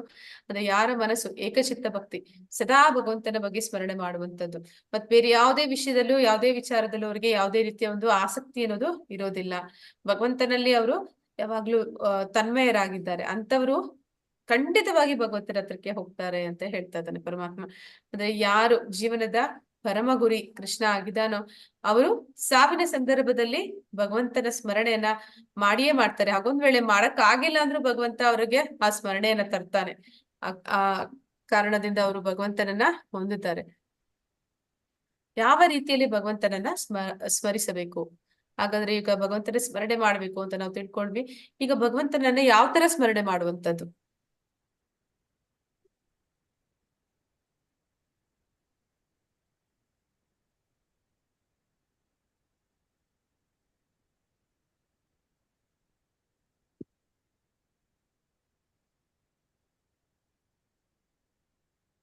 ಇದಕ್ಕೆ ಪ್ರಭುಪಾದರು ಏನಂತ ಹೇಳ್ತಾರೆ ಅಂದ್ರೆ, life is preparation, death is examination ಅಂತ. ಅಂದ್ರೆ ಇಡೀ ಜೀವನ ನಾವು ಭಗವಂತನ ಧ್ಯಾನ ಮಾಡಿದ್ರೆ, ಭಗವಂತನ ಭಕ್ತಿ ಮಾಡಿದ್ರೆ ಭಗವಂತನ ಸ್ಮರಣೆ ಮಾಡೋದಕ್ಕೆ ಸಾಧ್ಯ ಆಗುತ್ತೆ. ಅಂದ್ರೆ ಫಲೇನ ಪರಿಷತ್ ಅಂತಂದ್ರೆ ನಮಗೆ ಏನ್ ರಿಸಲ್ಟ್ ಸಿಗುತ್ತೆ ಅದು ಪ್ರೂಫ್, ಅದು ತೋರಿಸುತ್ತೆ ಇಡೀ ಜೀವನ ನಾವು ಏನನ್ನ ಸ್ಮರಣೆ ಮಾಡಿದೀವಿ ಅಂತ. ಈಗ ಭಗವಂತನ ಸ್ಮರಣೆ ಮಾಡ್ಬೇಕಾದ್ರೆ ಯಾವ ರೀತಿ ಮಾಡ್ಬೇಕು ಅಂತಂದ್ರೆ, ಅವನನ್ನ ಅನನ್ಯ ಭಕ್ತಿಯನ್ನ ಮಾಡ್ಬೇಕು, ಏಕಚಿತ್ತ ಭಕ್ತಿ. ಅಂದ್ರೆ ನಾವು ಯಾವ್ದನ್ನ ಹೆಚ್ಚು ಪ್ರೀತಿಸ್ತೀವಿ ಅದು ಸಾವಿನ ಕಾಲದಲ್ಲಿ ನೆನಪಿಗೆ ಬರುವಂತದ್ದು. ಇಡೀ ಜೀವನ ನಾವು ಕೃಷ್ಣನನ್ನ ಪ್ರೀತಿಸಿದ್ರೆ ಮಾತ್ರನೇ ಕೃಷ್ಣನನ್ನ ಸ್ಮರಣೆ ಮಾಡೋದಕ್ಕೆ ಸಾಧ್ಯ. ಅಲ್ಲಿ ಕೃಷ್ಣನನ್ನು ಕೂಡ ಯಾವ ರೀತಿ ಸ್ಮರಿಸ್ಬೇಕು ಅಂತ ಕೇಳ್ತಾ ಇದ್ದಾರೆ. ಅಂದ್ರೆ ಅಲ್ಲಿ ನಾವು ಕೃಷ್ಣನನ್ನ ಯಾವ ರೂಪದಲ್ಲಿ ಸ್ಮರಣೆ ಮಾಡಬೇಕು, ಕೃಷ್ಣನ ಬಗ್ಗೆ ಹೆಚ್ಚು ಹೆಚ್ಚು ಶ್ರವಣ ಕೀರ್ತನೆ ಮಾಡಿದಾಗ, ಸ್ಮರಣ ಮಾಡಿದಾಗ, ಮತ್ತೆ ಯಾವಾಗ್ಲೂ ಕೂಡ ಭಗವಂತನ ವಿಚಾರವಾಗಿ ಹೆಚ್ಚೆಚ್ಚು ಹೇಳಿ ಕೇಳಿ ಮತ್ತೆ ಅವನ ಎಲ್ಲ ನಾಮರೂಪ ಗುಣಲೀಲೆಗಳನ್ನ ತಿಳ್ಕೊಂಡಿದ್ದಾಗ ಮಾತ್ರ ಅವನನ್ನ ನಮ್ಮ ಹೃದಯದಲ್ಲಿ ತಂದ್ಕೊಳ್ಳಿಕ್ಕೆ ಸಾಧ್ಯ ಆಗುತ್ತೆ. ಕೃಷ್ಣನನ್ನ ಆ ದ್ವಿಭುಜ ರೂಪ ಅಂದ್ರೆ ಶ್ಯಾಮ ಸುಂದರ ರೂಪದಲ್ಲಿ ನಾವು ಸ್ಮರಣೆ ಮಾಡಬೇಕು ಅಂತ ಇಲ್ಲಿ ಹೇಳ್ತಾರೆ. ಏನಂತ ಸ್ಮರಣೆ ಮಾಡ್ಬೇಕು ಅಂತ ಈ ಶ್ಲೋಕ ತಿಳಿಸ್ತಾ ಇದೆ. ಅವನನ್ನ ಕವಿಂ ಪುರಾಣಂ ಅನುಶಾಸಿತಾರಂ ಅಣೋರ್ ಅಣೀಯಂ ಸಂ ಅನುಸ್ಮರೇದ್ಯಃ ಸರ್ವಸ್ಯ ದಾತಾರಂ ಅಚಿಂತ್ಯ ರೂಪಂ ಆದಿತ್ಯವರ್ಣಂ ತಮಸಃ ಪರಸ್ತಾತ್. ಪರಮ ಪುರುಷ, ಎಲ್ಲವನ್ನು ಬಲ್ಲವನು. ಕವಿ ಅಂತಂದ್ರೆ ಇಲ್ಲಿ ನಾವು ಹೇಳುವಂತಹ ಕವಿ ಅಲ್ಲ, ಅಂದ್ರೆ ಭೌತಿಕವಾಗಿ ನಾವು ತಿಳ್ಕೊಂಡಿರುವಂತದ್ದಲ್ಲ. ಇಲ್ಲಿ ಸಂಸ್ಕೃತದಲ್ಲಿ ಕವಿ ಅಂದ್ರೆ ಎಲ್ಲವನ್ನು ತಿಳಿದವನು, ಅತಿ ಪುರಾತನನು, ಅಂದ್ರೆ ಎಲ್ಲದಕ್ಕೂ ಮೂಲ ಅವನು. ಅವನಿಗಿಂತ ಹಿಂದೆ ಯಾರು ಇರ್ಲಿಲ್ಲ. ಈಶ್ವರ ಪರಮಃ ಈಶ್ವರ, ಅದೇನ್ ಮಾತಾಜಿ ಶ್ಲೋಕ? ಬ್ರಹ್ಮ ಸಂಹಿತೆಯಲ್ಲಿ ಬರುವಂತದ್ದು ಮೊದಲನೇದು. ಈಶ್ವರ ಪರಮಃ ಕೃಷ್ಣ ಸಚ್ಚಿದಾನಂದ ವಿಗ್ರಹ ಅನಾದಿರಾದಿ ಗೋವಿಂದ ಸರ್ವ ಕಾರಣ ಕಾರಣ. ಅನಾದಿರಾದಿ ಅಂತಂದ್ರೆ ಅವನಿಗಿಂತ ಮೊದಲು ಯಾರೂ ಇಲ್ಲ, ಆದ್ರೆ ಎಲ್ಲರಿಗೂ ಅವನೇ ಮೂಲ. ಅನಾದಿರ್, ಅವನಿಗೆ ಮೊದಲು ಯಾರಿಲ್ಲ. ಆದಿ ಆದ್ರೆ ಅವನು ಎಲ್ಲದಕ್ಕೂ ಪ್ರಾರಂಭ ಅಂತ, ಅಂದ್ರೆ ಅವನು ಪುರಾತನನು. ಎಲ್ಲ ದೇವತೆಗಳು ತಪಸ್ವಿಗಳು ಎಲ್ಲರಿಗೂ ಮೊದಲು ಅವನು ಇದ್ದವನು. ಮತ್ತೆ ಅವನು ನಿಯಂತ್ರಕ. ಇದೆಲ್ಲವೂ ಕೂಡ ನಾವು ಸಾವಿನ ಸಂದರ್ಭದಲ್ಲಿ ನೆನೆಸ್ಕೋಬೇಕು. ಕೃಷ್ಣ ಅವನ ಎಲ್ಲ ಗುಣ ಲೀಲೆಗಳು ಮತ್ತೆ ಅವನ ಎಲ್ಲ ವಿಷಯಗಳ ಬಗ್ಗೆ ನಾವು ಸ್ಮರಣೆ ಮಾಡ್ತಾ ಇರ್ಬೇಕು. ಮತ್ತೆ ಅವನು ಅತ್ಯಂತ ಸಣ್ಣದಕ್ಕಿಂತ ಸಣ್ಣದಾಗಿರುವವನು. ಅಂದ್ರೆ ಅವನು ಅಣುರೇಣು ತೃಣಕಾಷ್ಟದಲ್ಲಿದ್ದಾನೆ. ಅಂದ್ರೆ ಅಣು ಅಂತಂದ್ರೆ ಅದು ಅಷ್ಟು ಸಣ್ಣದು, ಅದ್ರೊಳಗಡೆ ಭಗವಂತ ಇದ್ದಾನೆ. ಈಗ ನಾವೊಂದು ಯಾವ್ದಾದ್ರು ಒಂದು ಸಣ್ಣ ಸಣ್ಣ ಜೀವಿಗಳು ನೋಡಬಹುದು, ಅಂದ್ರೆ ಹುಳ ಚಿಕ್ಕ ಚಿಕ್ಕದು, ಇರುವೆ, ಆ ರೀತಿ ಅವುಗಳ ಹೃದಯದಲ್ಲೂ ಕೂಡ ಭಗವಂತ ಪರಮಾತ್ಮನಾಗಿ ಇದ್ದಾನೆ. ಅಷ್ಟು ಸಣ್ಣದಕ್ಕಿಂತ ಸಣ್ಣದಾಗಿರುವವನು ಮತ್ತೆ ಎಲ್ಲವನ್ನು ಪಾಲಿಸುವವನು. ಅಂದ್ರೆ ನಾವು ನೋಡಿದ್ವಿ ನಿನ್ನೆ ಅಧ್ಯಾಯದಲ್ಲಿ ಹೇಳಿರ್ತಾರೆ, ಇಡೀ ಬ್ರಹ್ಮಾಂಡ ಅದು ದಾರದಲ್ಲಿ ಮಣಿಗಳನ್ನ ಪೋಣಿಸಿದ ಹಾಗೆ ಇದೆ. ಅಂದ್ರೆ ಎಲ್ಲವನ್ನೂ ಕೂಡ ಅಷ್ಟು ದೊಡ್ಡ ದೊಡ್ಡ ಗಾತ್ರದ ರಾಮ ಅವನು ಲಂಕೆಗೆ ಹೋಗುವಾಗ ಬಂಡೆ ಕಲ್ಲುಗಳನ್ನ ನೀರ ಮೇಲೆ ಎಸೆದವನು ಅದನ್ನ ತೇಲುವಂತೆ ಮಾಡಿದ. ಆಶ್ಚರ್ಯ ಏನಿಲ್ಲ. ಕೃಷ್ಣ ಅಂದ್ರೆ ರಾಮ ಆಗಿರ್ಲಿ ಕೃಷ್ಣ ಆಗ್ಲಿ ಇಬ್ರು ಒಂದೇ. ಆಶ್ಚರ್ಯ ಏನಿಲ್ಲ, ಎಷ್ಟು ದೊಡ್ಡ ದೊಡ್ಡ ಗಾತ್ರದ ಒಂದು ಬ್ರಹ್ಮಾಂಡಗಳನ್ನ ಅವರು ಗಾಳಿಯಲ್ಲಿ ತೇಲಿಸಿ ಬಿಟ್ಟಿದ್ದಾರೆ. ಆಗಿರ್ಬೇಕಾದ್ರೆ ಒಂದು ಸಣ್ಣ ಸಣ್ಣ ಬಂಡೆ ಕಲ್ಲುಗಳನ್ನ ನೀರಿನ ಮೇಲೆ ತೇಲಿಸುವಂಥದ್ದು ಅವ್ರಿಗೇನು ಕಷ್ಟದ ಕೆಲಸ ಇಲ್ಲ ಅಂತ. ಹಾಗೆ ಎಲ್ಲವನ್ನೂ ಕೂಡ ಅವನು ಅಂದ್ರೆ ಪಾಲಿಸುವವನು ಮತ್ತೆ ಐಹಿಕ ಎಲ್ಲ ಕಲ್ಪನೆಯನ್ನು ಮೀರಿದವನು. ಅವನನ್ನ ಯಾರು ಅವನ ಅಚಿಂತ್ಯ ಭೇದ ಅಭೇದ ಅಂತ ಹೇಳ್ತಾರೆ. ಅಂದ್ರೆ ಅಚಿಂತ್ಯ ಅಂದ್ರೆ ನಮ್ಮ ಊಹೆಗೆ ಮೀರಿದವನು. ನಾವು ಅವನ ಬಗ್ಗೆ ಇದೇ ರೀತಿ ಅಂತ ಏನು ಯೋಚನೆ ಮಾಡೋದಕ್ಕೆ ಸಾಧ್ಯ ಇಲ್ಲ. ನಮ್ಮ ಚಿಂತನೆಯನ್ನ ಮೀರಿದವನು. ಮತ್ತೆ ಸದಾ ಒಬ್ಬ ಪುರುಷನು. ಅಂದ್ರೆ ಅವನು ನಿರಾಕಾರವಾದಿಗಳು ಹೇಳುವ ಹಾಗೆ ಒಂದು ಬೆಳಕು ಅಥವಾ ಒಂದು ಶಕ್ತಿ ಅಲ್ಲ, ಅವನು ಒಬ್ಬ ವ್ಯಕ್ತಿ, ಒಬ್ಬ ಪುರುಷ ಅಂತಂದ್ರೆ ಇಲ್ಲಿ ಅವನು ಒಬ್ಬ ನಿಯಂತ್ರಕ ಮತ್ತೆ ಅದನ್ನ ಭೋಗಿಸುವವನು. ಇಲ್ಲಿ ಪುರುಷ ಅಂತಂದ್ರೆ ನಾವು ಹೇಳುವ ಹಾಗೆ ಒಂದು ಗಂಡಸು ಹೆಂಗಸು ಅನ್ನುವಂತಹ ಪುರುಷ ಅಲ್ಲ. ಇಲ್ಲಿ ಪುರುಷ ಅಂತಂದ್ರೆ ನಾವೆಲ್ಲರೂ ಕೂಡ ಜೀವಾತ್ಮರು, ಭಗವಂತನಿಗೆ ನಾವೆಲ್ಲರೂ ಕೂಡ ವಾಸ್ತವದಲ್ಲಿ ಭೋಗಿಸಲ್ಪಡುವಂತವ್ರು. ಅಂದ್ರೆ ನಾವೆಲ್ಲರೂ ಭಗವಂತನ ದಾಸರು, ಭಗವಂತನ ಅವನ ಸಂತೋಷವನ್ನ ಬಯಸುವವರು ಮತ್ತೆ ಅವನ ಸಂತೋಷಕ್ಕಾಗಿ ಸೇವೆಯನ್ನ ಮಾಡುವಂತವ್ರು. ಆದ ಕಾರಣ ನಾವೆಲ್ಲರೂ ಕೂಡ ದೈಹಿಕವಾಗಿ ನಾವು ಕಾಣುವಾಗ ಗಂಡಸು ಹೆಂಗಸು ಅನ್ನೋ ರೀತಿ ಅಲ್ಲ. ಇಲ್ಲಿ ನಾವೆಲ್ಲರೂ ಕೂಡ ವಾಸ್ತವದಲ್ಲಿ ಪ್ರಕೃತಿ, ಎಲ್ಲರೂ ಕೂಡ ಭಗವಂತನಿಗೆ ಸ್ತ್ರೀ, ನಾವೆಲ್ಲರೂ ಪ್ರಕೃತಿನೇ ಆಗ್ತೀವಿ. ಆದ್ರೆ ಪುರುಷ ಅಂದ್ರೆ ಅದು ಸ್ವತಃ ಕೃಷ್ಣ ಒಬ್ಬನೇ. ಅವನೊಬ್ಬನೇ ಎಲ್ಲವನ್ನು ಭೋಗಿಸುವವನು, ಎಲ್ಲದಕ್ಕೂ ಅವನೇ ರಕ್ಷಣೆ ಕೊಡುವಂತವನು ಮತ್ತೆ ಎಲ್ಲವೂ ಕೂಡ ಅವನಿಗೆ ಸೇರಿರುವಂತದ್ದು. ಆ ರೀತಿ ಅವನನ್ನ ಧ್ಯಾನಿಸ್ಬೇಕು. ಅವನು ಸೂರ್ಯನಂತೆ ಪ್ರಕಾಶಿಸುವವನು ಮತ್ತು ದಿವ್ಯನಾಗಿದ್ದು ಈ ಐಹಿಕ ಪ್ರಕೃತಿಗೆ ಅತೀತನಾಗಿರುವನು. ಅಂದ್ರೆ ಅವನು ಸ್ವಯಂ ಪ್ರಕಾಶಮಾನ ಅಂತ ಹೇಳ್ತಾರೆ, ಅವನ ಧಾಮ. ಮತ್ತೆ ಅವನು ಕೂಡ ಮತ್ತೆ ಪ್ರಕೃತಿ ಅತೀತನು. ಅಂದ್ರೆ ಪ್ರಕೃತಿಯ ಗುಣಗಳು, ಈ ರಜೋಗುಣ, ತಮೋಗುಣ, ಸತ್ವಗುಣ, ಇವುಗಳು ಅವನ ಮೇಲೆ ಯಾವುದೇ ರೀತಿಯ ಒಂದು ಪ್ರಭಾವವನ್ನು ಬೀರ್ಲಿಕ್ಕೆ ಸಾಧ್ಯ ಇಲ್ಲ. ಯಾಕೆ ಅಂತಂದ್ರೆ ಅವನ ದೇಹ ಅದು ಸಚ್ಚಿದಾನಂದ. ನಮ್ಮ ದೇಹ ಈ ಪ್ರಕೃತಿಯ ಒಂದು ಪಂಚಭೂತಗಳಿಂದ ಆದ ಕಾರಣ ಅದು ನಮ್ಮನ್ನ ಬಂಧಿಸುತ್ತೆ. ಆದ್ರೆ ಅವನ ದೇಹ ನಮ್ಮ ಹಾಗೆ ಪಂಚಭೂತಗಳಿಂದ ಆದದ್ದಲ್ಲ. ಮತ್ತೆ ಅವುಗಳನ್ನ ನಿಯಂತ್ರಣ ಮಾಡುವವನು ಅವನು. ಆದ ಕಾರಣ ಆ ಪ್ರಕೃತಿ ಅವನ ಮೇಲೆ ಯಾವುದೇ ರೀತಿ ಒಂದು ನಿಯಂತ್ರಣವನ್ನ ಸಾಧಿಸೋದಕ್ಕೆ ಸಾಧ್ಯ ಇಲ್ಲ. ಇದನ್ನ ನಾವು ಸಾವಿನ ಸಂದರ್ಭದಲ್ಲಿ ಕೃಷ್ಣನನ್ನ ಸ್ಮರಣೆ ಮಾಡುವ ರೀತಿ ಅಂತ ಇಲ್ಲಿ ತಿಳಿಸ್ತಾ ಇದ್ದಾರೆ. ಅನನ್ಯ ಚೇತಃ ಸತತಂ ಯೋ ಮಾಂ ಸ್ಮರತಿ ನಿತ್ಯಶಃ ತಸ್ಯಾಹಂ ಸುಲಭಾ ಪಾರ್ಥ ನಿತ್ಯಯುಕ್ತಸ್ಯ ಯೋಗಿನ. ಪಾರ್ಥ, ಅನನ್ಯ ಚಿತ್ತನಾಗಿ ಸದಾ ನನ್ನನ್ನು ಸ್ಮರಿಸುವವನಿಗೆ ನಾನು ಸುಲಭವಾಗಿ ಲಭ್ಯನು. ಭಕ್ತಿ ಸೇವೆಯಲ್ಲಿ ಅವನು ಸದಾ ನಿರತನಾಗಿರುವುದೇ ಇದಕ್ಕೆ ಕಾರಣ. ಅಂದ್ರೆ ಯಾವಾಗ ಇಲ್ಲಿ ಭಕ್ತಿ ಅಂದ್ರೆ ಏನು ಅಂತಂದ್ರೆ, ಭಕ್ತಿ ಅಂದ್ರೆ ಅದು ಪ್ರೀತಿಯ ಇನ್ನೊಂದು ರೂಪ ಅಂತ ಹೇಳ್ಬೋದು.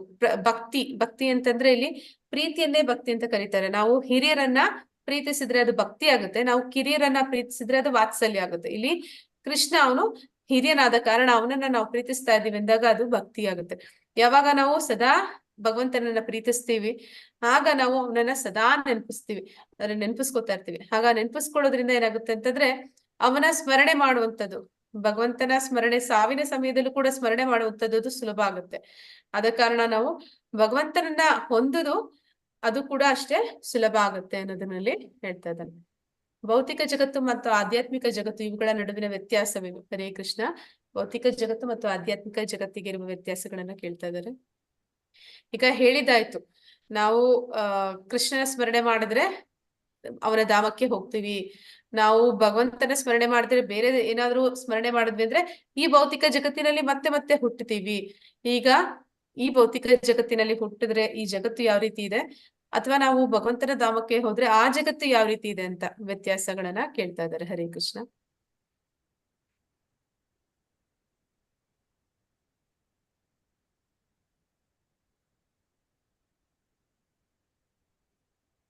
ಭೌತಿಕ ಪ್ರಪಂಚದಲ್ಲಿ ಜನ್ಮ ಮೃತ್ಯು ಜರಾವಧಿ ಈ ಸಂಕಟಗಳಿರುತ್ತೆ, ಆಧ್ಯಾತ್ಮಿಕ ಲೋಕದಲ್ಲಿ ಇರೋದಿಲ್ಲ ಮಾತಾಜಿ.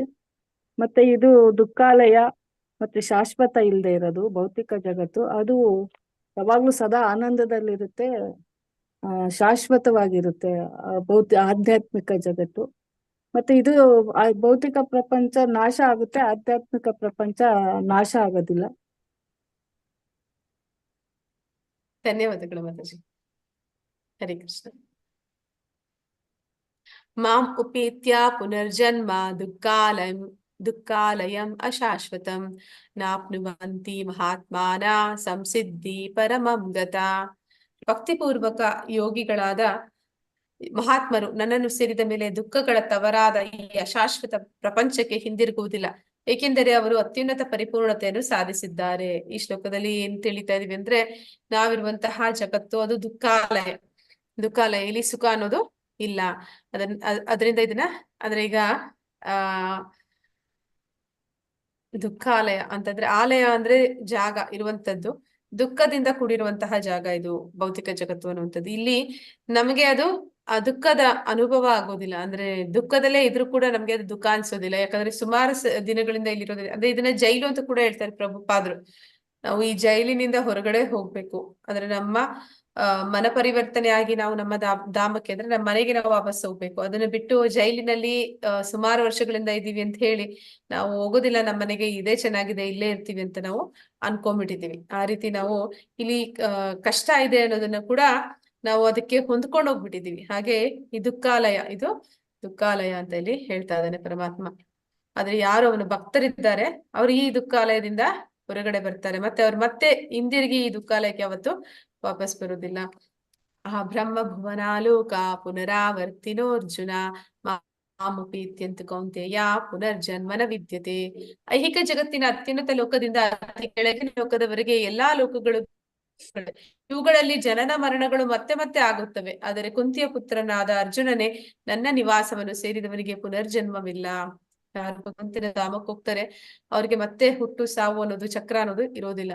ಆದ್ರೆ ಈ ಐಹಿಕ ಜಗತ್ತು ಅದೇನಿದೆ ಬ್ರಹ್ಮಾಂಡ, ಅದರಲ್ಲಿ 7 ಊರ್ಧ್ವ ಲೋಕಗಳು, 7 ಅಧೋ ಲೋಕಗಳು ಇವೆ. ಇಲ್ಲಿ ಎಲ್ಲಾ ಲೋಕಗಳು ಕೂಡ ದುಃಖದ ಆವಾಸಗಳು ಅಂತ ಹೇಳ್ತಾ ಇದಾರೆ. ಅಂದ್ರೆ ಇಲ್ಲಿ ಎಲ್ಲಾ ಲೋಕದಲ್ಲೂ ಈ ದುಃಖ ಅನ್ನೋದಿದೆ. ಯಾವ್ದು ದುಃಖ ಅಂತಂದ್ರೆ, ನಾನು ಮತ್ತೆ ಹುಟ್ಟುತ್ತೀನಿ, ಮತ್ತೆ ಸಾಯ್ತೀನಿ. ಅಂದ್ರೆ ಯಾವಾಗ ನಾವು ಸಾಯ್ತೀವಿ ಅವಾಗ ನಮಗೆ ಪ್ರೀತಿ ಪಾತ್ರರು ಯಾರಿದ್ದಾರೆ ಅವರನ್ನ ಅಗಲುತ್ತೀವಿ, ಅವರನ್ನ ನಾವು ಮರಿತೀವಿ. ಮತ್ತೆ ಇನ್ನೊಂದು ಯಾವುದೋ ಒಂದು ಸಂಬಂಧಗಳು ಹೊಸದಾಗಿ ಮತ್ತೆ ಪ್ರಾರಂಭ ಆಗುತ್ತೆ, ಅದು ಕೂಡ ಶಾಶ್ವತವಾಗಿ ಇರೋದಿಲ್ಲ. ಮತ್ತೆ ನಾವು ದೇಹ ತ್ಯಾಗ ಮಾಡಿದಾಗ ಮತ್ತೆ ಅದನ್ನೆಲ್ಲ ನಾವು ಕಳ್ಕೊತೀವಿ. ಮತ್ತೆ ಮತ್ತೆ ನಾವು ನಾ ಹೇಳಿದೆ ಹುಟ್ಟು ಅನ್ನೋದು ಕೂಡ ಎಷ್ಟು ಕಷ್ಟ ಇರುತ್ತೆ, ಆ ವೃದ್ಧಾಪ್ಯ ಅನ್ನೋದು ಕಷ್ಟ ಇರುತ್ತೆ, ವ್ಯಾಧಿ ಅನ್ನೋದು ಕಷ್ಟ ಇರುತ್ತೆ, ಮತ್ತೆ ಸಾವು ಅನ್ನೋದು ಕೂಡ ಅಷ್ಟೇ ಕಷ್ಟ ಇರುತ್ತೆ. ಯಾರು ಭೌತಿಕವಾದಿಗಳಿಗೆ ತುಂಬಾ ಕಷ್ಟ ಇರುತ್ತೆ, ಅಂದ್ರೆ ಅದನ್ನ ಸಾವಿರ ಚೇಳು ಕಿಟಕಿದ ಹಾಗೆ ಇರುತ್ತೆ ಅಂತ ಹೇಳ್ತಾರೆ, ಅಷ್ಟು ಕಷ್ಟಕರವಾಗಿರುತ್ತೆ. ಅಂತಹ ಒಂದು ಚಕ್ರ ಏನಿದೆ ಅದರಲ್ಲಿ ನಾವು ಬಿದ್ದಾಗ ಈ ಯಾವ್ದೆಲ್ಲ ಲೋಕಗಳಿದೆ, 14 ಲೋಕಗಳು ಅವು ಕೂಡ ಆವಾಸಗಳು, ಅಂದ್ರೆ ದುಃಖಾಲಯನೇ ಅಂತ ಇಲ್ಲಿ ಹೇಳ್ತಾ ಇದ್ದಾನೆ ಭಗವಂತ. ಆದ್ರೆ ಭಗವಂತನ ನಿವಾಸಕ್ಕೆ ಹೋದ್ರೆ ಮಾತ್ರನೇ ಈ ಜನ್ಮಮೃತ್ಯು ಜರಾ ವ್ಯಾಧಿ ಚಕ್ರದಿಂದ ಹೊರಗಡೆ ಬರೋದಕ್ಕೆ ಸಾಧ್ಯ ಆಗುತ್ತೆ. ಸಹಸ್ರಯುಗ ಪರ್ಯಂತಂ ಅಹರ್ಯದ್ ಬ್ರಹ್ಮಣೋ ವಿದು ರಾತ್ರಿಂ ಯುಗ ಸಹಸ್ರಾಂತಂ ತೇ ಅಹೋರಾತ್ರ ವಿದೋ ಜನಃ. ಮನುಷ್ಯರ ಲೆಕ್ಕದ ಪ್ರಕಾರ 1000 ಯುಗಗಳು ಸೇರಿ ಬ್ರಹ್ಮನ ಒಂದು ದಿನ, ಅವನ ರಾತ್ರಿಗೂ ಇಷ್ಟೇ ಅವಧಿ. ಹರೇ ಕೃಷ್ಣ. ದಿವ್ಯ ಜ್ಞಾನ 4ನೇ ಅಧ್ಯಾಯದಲ್ಲಿ ಆ ಕ್ಯಾಲ್ಕುಲೇಷನ್ಸ್ ಎಲ್ಲ ನಾವು ನೋಡಿದ್ವಿ ಹೇಗೆ ಇರುತ್ತೆ ಅಂತ. ಒಂದು ದಿವ್ಯ ಯುಗ ಅಂತಂದ್ರೆ 4 ಯುಗಗಳು, ಕಲಿಯುಗ, ದ್ವಾಪರ ಯುಗ, ತ್ರೇತಾಯುಗ, ಸತ್ಯಯುಗ, ಈ 4 ಯುಗಗಳು ಒಂದು ದಿವ್ಯ ಯುಗ ಅನ್ನಿಸ್ಕೊಡುತ್ತೆ. ಅಂತಹ ಒಂದು 1000 ಯುಗಗಳು ಅಂತ ಇಲ್ಲಿ ಹೇಳ್ತಾ ಇದ್ದಾರೆ. ಅಂದ್ರೆ ಅದು ಕಲ್ಪ, ಬ್ರಹ್ಮನ ಒಂದು ದಿನಕ್ಕೆ ಸಮ. ಬ್ರಹ್ಮನ ಒಂದು ದಿನದಲ್ಲಿ 14 ಜನ ಮನುಗಳು ಬಂದು ಹೋಗ್ತಾರೆ. ಆ 14 ಜನ ಮನುಗಳು ಬಂದಾಗ ಒಂದೊಂದು ಮನುವಿಗೂ ಕೂಡ 71 ಚಕ್ರ ಆ ದಿವ್ಯಯುಗಗಳು ಆಗುತ್ತೆ ಅಂತ. 71 ಚಕ್ರ ದಿವ್ಯಯುಗಗಳು ಮತ್ತೆ ಸಂಧಿ ಅಂತ ಹೇಳ್ತಾರೆ, ಅದ್ರ ಮಧ್ಯ ಬರುವಂತದ್ದು. ಪ್ರತಿಯೊಂದು ದಿವ್ಯಯುಗ ಅಲ್ಲ, ಮನ್ವಂತರಗಳ ಮಧ್ಯೆ ಒಂದು ಸಮಯ ಬರುತ್ತೆ, ಅದೆಲ್ಲ ಸೇರಿಸಿದ್ರೆ 1000 ಯುಗಗಳು ಅಂತ ಲೆಕ್ಕ. 1000 ಯುಗಗಳು ಬಂದ್ರೆ ಬ್ರಹ್ಮನ ಒಂದು ದಿನ, ಅಂದ್ರೆ ಬ್ರಹ್ಮನ ಒಂದು ದಿನ ಅಂದ್ರೆ ಅದೊಂದು ಕಲ್ಪ. ಅವನ ರಾತ್ರಿಗೂ ಅಷ್ಟೇ ಸಮಯ ಇರುತ್ತೆ ಅಂತೇಳಿ ಹೇಳ್ತಾ ಇದ್ದಾರೆ. ಅವ್ಯಕ್ತಾದ್ವ್ಯಕ್ತಯ ಸರ್ವಾ ಪ್ರಭವಂತಿ ಅಹರ್ ಆಗಮೆ ರಾತ್ರಿ ಆಗಮೆ ಪ್ರಲೀಯಂತೆ ತತ್ರೇ ವಾವ್ಯಕ್ತ ಸಂಜ್ಞಕೆ. ಬ್ರಹ್ಮನ ಹಗಲಿನ ಪ್ರಾರಂಭದಲ್ಲಿ ಎಲ್ಲ ಜೀವಿಗಳು ಅವ್ಯಕ್ತ ಸ್ಥಿತಿಯಿಂದ ಅಭಿವ್ಯಕ್ತಿ ಪಡೆಯುತ್ತಾರೆ. ಅಂದ್ರೆ ಬ್ರಹ್ಮ ಯಾವಾಗ ಅವನು ಅವನಿಗೆ ಬೆಳಿಗ್ಗೆ ಯಾವಾಗ ಆಗುತ್ತೆ ಆಗ ಅವನು ಎದ್ದು ಅವನ ಕಾರ್ಯದಲ್ಲಿ ತೊಡಗ್ತಾನೆ, ಸೃಷ್ಟಿ ಕಾರ್ಯದಲ್ಲಿ ತೊಡಗ್ತಾನೆ. ಅವಾಗ ಎಲ್ಲರೂ ಕೂಡ ಅವನು ನಿದ್ರೆಗೆ ಜಾರಿದ್ದಾಗ ಎಲ್ಲ ಜೀವಿಗಳು, ಎಲ್ಲ ಸೃಷ್ಟಿ ಅದು ಕೂಡ ಅವ್ಯಕ್ತ ಸ್ಥಿತಿಯಲ್ಲಿತ್ತು, ಅವೆಲ್ಲವೂ ಕೂಡ ಈಗ ವ್ಯಕ್ತ ಆಗುತ್ತೆ. ಅನಂತರ ರಾತ್ರಿ ಆದಾಗ ಮತ್ತೆ ಅವು ಅವ್ಯಕ್ತದಲ್ಲಿ ಲೀನವಾಗುತ್ತಾರೆ. ಅಂದ್ರೆ ಯಾವಾಗ ರಾತ್ರಿ ಆಗುತ್ತೆ ಆಗ ಬ್ರಹ್ಮ ಅವ್ನು ನಿದ್ರೆಗೆ ಹೋಗ್ತಾನೆ, ನಿದ್ದೆ ಮಾಡಕ್ ಹೋಗ್ತಾನೆ. ಆ ಟೈಮಲ್ಲಿ ಎಲ್ಲಾ ಜೀವಿಗಳು ಕೂಡ ಅವರು ಅವ್ಯಕ್ತ ಅಂದ್ರೆ ಮಹಾವಿಷ್ಣುವಿನಲ್ಲಿ ಲೀನರಾಗ್ತಾರೆ. ಮತ್ತೆ ಭೂತಗ್ರಾಮ ಸ ಏವಯಂ ಭೂತ್ವಾ ಭೂತ್ವಾ ಪ್ರಲೀಯತೆ ರಾತ್ರಿ ಆಗಮೆ ಅವಶಃ ಪಾರ್ಥ ಪ್ರಭವತಿ ಅಹರ್ ಆಗಮೆ. ಮತ್ತೆ ಮತ್ತೆ ಬ್ರಹ್ಮನಿಗೆ ಹಗಲಾದಾಗ ಎಲ್ಲ ಜೀವಿಗಳು ಮತ್ತೆ ಹುಟ್ಟುತ್ತವೆ, ಬ್ರಹ್ಮನಿಗೆ ರಾತ್ರಿ ಆದಾಗ ಅವೆಲ್ಲ ನಿಸ್ಸಹಾಯಕವಾಗಿ ನಾಶವಾಗುತ್ತವೆ. ಅಂದ್ರೆ ಈ ಭೌತಿಕ ಜಗತ್ತು, ಆ ಜನ್ಮ ಭುವನಾಲೋಕ ಅಂತಂದ್ರೆ ಹೇಳ್ದ ಅವನು 14 ಯಾವ್ದೆಲ್ಲ ಲೋಕಗಳಿದೆ, 7 ಊರ್ಧ್ವ ಮತ್ತೆ 7 ಅದು ಲೋಕಗಳು ಇಡೀ ಬ್ರಹ್ಮಾಂಡದಲ್ಲಿ ಇರುವಂತವು, ಅವೆಲ್ಲವೂ ಕೂಡ ಶಾಶ್ವತ. ಅಶಾಶ್ವತ ಹೇಗೆ ಅಂತಂದ್ರೆ ಬ್ರಹ್ಮನ ಒಂದು ಹಗಲು ಮುಗಿದು ರಾತ್ರಿ ಪ್ರಾರಂಭ ಆಗ್ತಿದೆ ಅಂದ್ರೆ ಅವೆಲ್ಲವೂ ಕೂಡ ಭಾಗಶಃ ಪ್ರಳಯ, ಅಂದ್ರೆ ಅಲ್ಲೆಲ್ಲವೂ ಕೂಡ ಅವು ಅವ್ಯಕ್ತ ಸ್ಥಿತಿಗೆ ಹೋಗ್ಬಿಡತ್ತೆ. ಅವೆಲ್ಲವೂ ಕೂಡ ಅಂದ್ರೆ ಅಲ್ಲೆಲ್ಲ ಜೀವಿಗಳು ಕೂಡ ಸಾವನ್ನಪ್ತವೆ. ನಂತರ ಭಗವಂತ ಬೆಳಿಗ್ಗೆ ಅಂದ್ರೆ ಬ್ರಹ್ಮ ಅವನು ಬೆಳಿಗ್ಗೆ ಎದ್ದು ಮತ್ತೆ ಎಲ್ಲಾ ಸೃಷ್ಟಿ ಕಾರ್ಯದಲ್ಲಿ ತೊಡಗ್ತಾನೆ. ಇದು ಪ್ರತಿ ಸತಿ ಇದು ಬರೀ ಬ್ರಹ್ಮನ ಒಂದು ದಿನದಲ್ಲಿ ಆಗುವಂತದ್ದು ಮಾತ್ರ ಅಲ್ಲ, ಈ ಮನುಗಳು ಬದಲಾದಾಗ್ಲೂ ಕೂಡ, ಆ ಮನುವಿನ ನಂತರ ಇನ್ನೊಂದು ಮನು ಬರುವಾಗ್ಲೂ ಕೂಡ ಈ ಪ್ರಳಯಗಳು ಸಂಭವಿಸ್ತಾ ಇರುತ್ತೆ. ನಂತರ ಬ್ರಹ್ಮ ಅವನು 100 ವರ್ಷಗಳು ಕಳೆದು ಅವನು ದೇಹ ತ್ಯಾಗ ಮಾಡುವಂತ ಸಂದರ್ಭದಲ್ಲಿ ಇಡೀ ಒಂದು ಪೂರ್ಣ ಪ್ರಮಾಣದ ಪ್ರಳಯ ಅನ್ನೋದು ಆಗತ್ತೆ.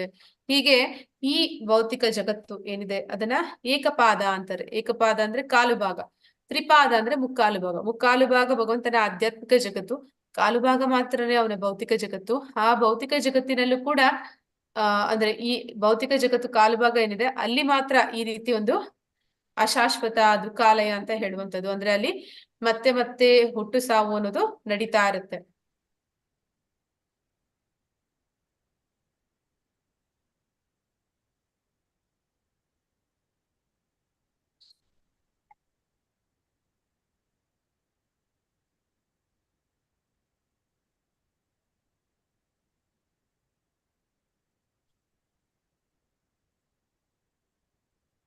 ಪರಸ್ತಸ್ಮಾತ್ ಭಾವೋ ಅನ್ಯೋ ಅವ್ಯಕ್ತಾತ್ ಸನಾತನಃ ಯಸಾ ಸರ್ವೇಷು ಭೂತೇಷು ನಶ್ಯತ್ಸು ನ ವಿನಶ್ಯತಿ.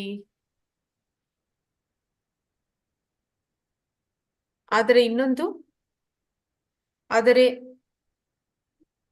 ಇನ್ನೊಂದು ಅವ್ಯಕ್ತವಾದ ಪ್ರಕೃತಿ ಇದೆ, ಅದು ನಿತ್ಯವಾದದ್ದು ಮತ್ತು ಈ ವ್ಯಕ್ತ ಮತ್ತು ಅವ್ಯಕ್ತ ಜಡವಸ್ತುವನ್ನು ಮೀರಿದ್ದು, ಅದು ಪರಮೋನ್ನತವಾದದ್ದು ಮತ್ತು ಎಂದೂ ನಾಶವಾಗುವುದಿಲ್ಲ. ಈ ಜಗತ್ತಿನಲ್ಲಿರುವ ಎಲ್ಲವೂ ನಾಶವಾಗದ ಆ ಭಾಗವು ಇದ್ದಂತೆಯೇ ಇರುತ್ತದೆ.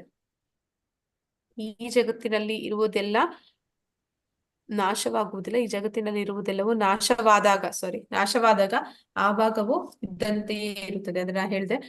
ತ್ರಿಪಾದ ಅದು ಭಗವಂತನ ಆಧ್ಯಾತ್ಮಿಕ ಜಗತ್ತು, ಏಕಪಾದ ಕಾಲು ಭಾಗ ಅನ್ನುವಂಥದ್ದು ಅವನ ಭೌತಿಕ ಜಗತ್ತು.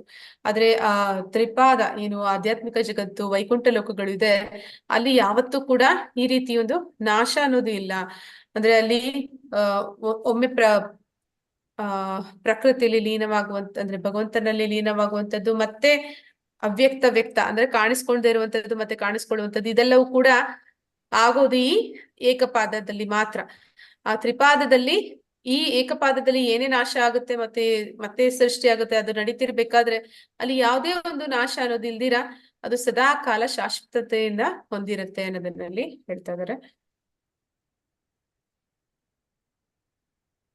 ಅವ್ಯಕ್ತೋ ಅಕ್ಷರ ಇತಿ ಉಕ್ತತ್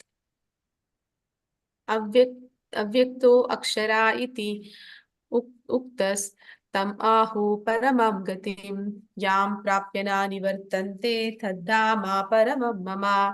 ಯಾವುದನ್ನು ವೇದಾಂತಿಗಳು ಅವ್ಯಕ್ತ ಮತ್ತು ಅಕ್ಷರ ಚ್ಯುತಿರಹಿತ ಎಂದು ವರ್ಣಿಸುತ್ತಾರೋ, ಯಾವುದನ್ನು ಪರಮಗತಿ ಎಂದು ತಿಳಿಯುತ್ತಾರೋ, ಯಾವ ಸ್ಥಾನವನ್ನು ಒಮ್ಮೆ ಸೇರಿದರೆ ಮನುಷ್ಯನು ಎಂದೂ ಹಿಂದಿರುಗುವುದಿಲ್ಲವೋ ಅದು ನನ್ನ ಪರಮ ನಿವಾಸ. ಅಂದ್ರೆ ಆಧ್ಯಾತ್ಮಿಕ ಜಗತ್ತಿನ ಬಗ್ಗೆ ಭಗವಂತ ತಿಳಿಸ್ತಾ ಇದ್ದಾನೆ.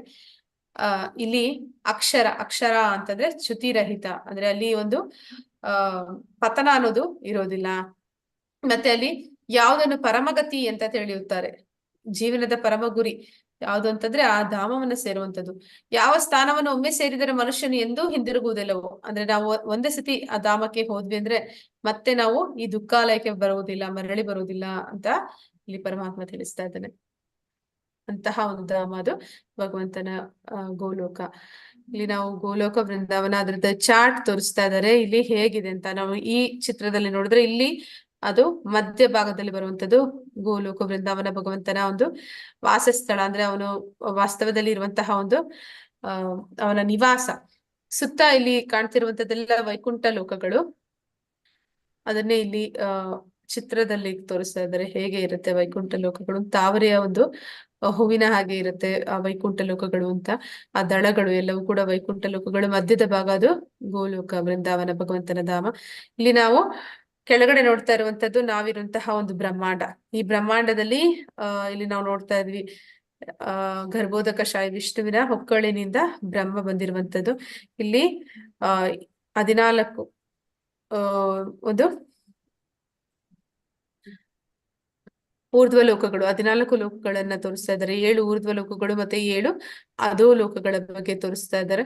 ನಂತರ ಇಲ್ಲಿ ನಾವು ನೋಡ್ತಾ ಇದ್ವಿ ಈ ಭೌತಿಕ ಜಗತ್ತು ಏನಿದೆ, ಬ್ರಹ್ಮಾಂಡ ಏನಿದೆ, ಅದನ್ನ ಒಂದು ದುರ್ಗಾ ಅಂತಂದ್ರೆ ದುರ್ಗಾದೇವಿ, ದುರ್ಗಾ ಅಂತಂದ್ರೆ ಒಂದು ಜೈಲು ಅಂತ ಕೂಡ ಹೇಳ್ತಾರೆ. ಅದರ ಒಂದು ನಿರ್ವಹಣೆಯನ್ನ ಮಾಡ್ತಿರುವಂತದ್ದು ಮಹಾಮಾಯಿ ಪಾರ್ವತಿ. ನಂತರ ಇಲ್ಲಿ ನಾವು ಕಾಣ್ತೀವಿ ಕಾರಣೋದಕ ಶಾಯಿ ವಿಷ್ಣುವಿನ ರೋಮಕೂಪಗಳಿಂದ ಮತ್ತೆ ಅವನ ಉಚ್ಛ್ವಾಸ ನಿಶ್ವಾಸಗಳಿಂದ ಈ ಬ್ರಹ್ಮಾಂಡಗಳು ಸೃಷ್ಟಿಯಾಗುತ್ತೆ. ಅವನ ಸಂಕಲ್ಪ ಮಾತ್ರದಿಂದ ಇವೆಲ್ಲವೂ ಕೂಡ ಸೃಷ್ಟಿ ಆಗ್ತಿರುತ್ತೆ.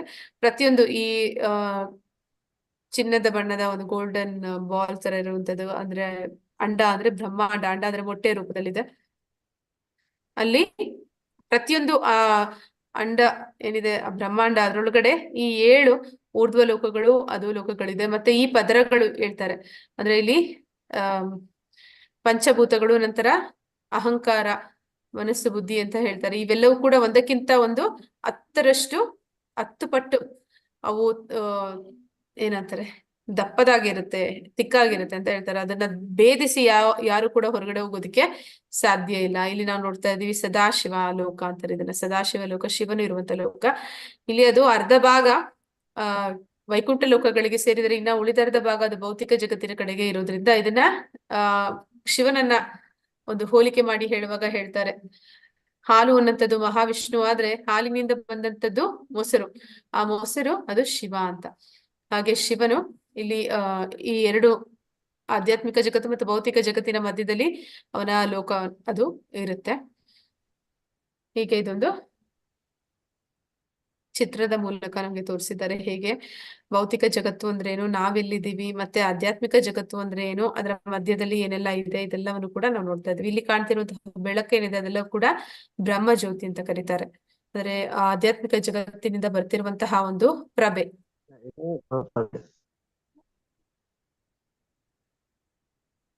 ಇದು ಭಗವಂತ ಅವನ ಧಾಮದಲ್ಲಿ ಅವನು ಏನ್ ಮಾಡ್ತಾ ಇರ್ತಾನೆ ಅಂತ. ಅವನು ಸದಾ ಅವನ ಇಲ್ಲಿ ಗೋಲೋಕ ಸಾರಿ ಗೋಕುಲದಲ್ಲಿ ಪರಮಾತ್ಮ ಏನೆಲ್ಲ ಮಾಡ್ತಿದ್ನೋ ಅದನ್ನೇ ಅವನ ಧಾಮದಲ್ಲಿ ನಿಜವಾಗ್ಲೂ ಮಾಡ್ತಿರ್ತಾನೆ. ಸದಾ ಅವನು ತನ್ನ ಸಂಗಾತಿಗಳ ಜೊತೆ ಆ ಪ್ರೀತಿ ವಿನಿಮಯದಲ್ಲಿ ಸಂತೋಷವಾಗಿ ಆನಂದವಾಗಿ ಇರ್ತಾನೆ. ಮತ್ತೆ ಅವನ ಸೃಷ್ಟಿ ಕಾರ್ಯವನ್ನ, ಸೃಷ್ಟಿಯ ಒಂದು ನಿಯಂತ್ರಣ ಮತ್ತೆ ಅದನ್ನ ನೋಡ್ಕೊಳ್ಳುವಂತ ಕೆಲಸ ಯಾರು ಮಾಡ್ತಾ ಇದ್ದಾರೆ ಅಂತಂದ್ರೆ, ಅವನಿಗೆ ತನ್ನೆಲ್ಲ ಜವಾಬ್ದಾರಿಗಳನ್ನ ಅವನ ದೇವತೆಗಳಿಗೆ ಮತ್ತು ಅವನ ಶಕ್ತಿಗಳಿಗೆ ವಹಿಸಿಕೊಟ್ಟಿರ್ತಾನೆ. ಅವರು ಅದೆಲ್ಲವನ್ನು ನೋಡ್ಕೊಳ್ತಾ ಇರ್ತಾರೆ. ಅವನು ಆನಂದವಾಗಿ ಸದಾ ಕಾಲ ಅವನ ಒಂದು ಗೋಕುಲದಲ್ಲಿ, ಅಂದ್ರೆ ಇಲ್ಲಿ ಗೋಕುಲದಲ್ಲಿ ಹೇಗಿದ್ದ ಹಾಗೆ ಅವನು ಗೋಲೋಕ ವೃಂದಾವನದಲ್ಲಿ ಯಶೋಧ ಮಾತೆ ಮತ್ತೆ ಎಲ್ಲ ನನ್ನ ಗೋಪಬಾಲಕರು ಎಲ್ಲರ ಜೊತೆಯಲ್ಲಿ ಅವನು ಯಾವಾಗ್ಲೂ ಆನಂದದಲ್ಲಿ ಇರ್ತಾನೆ.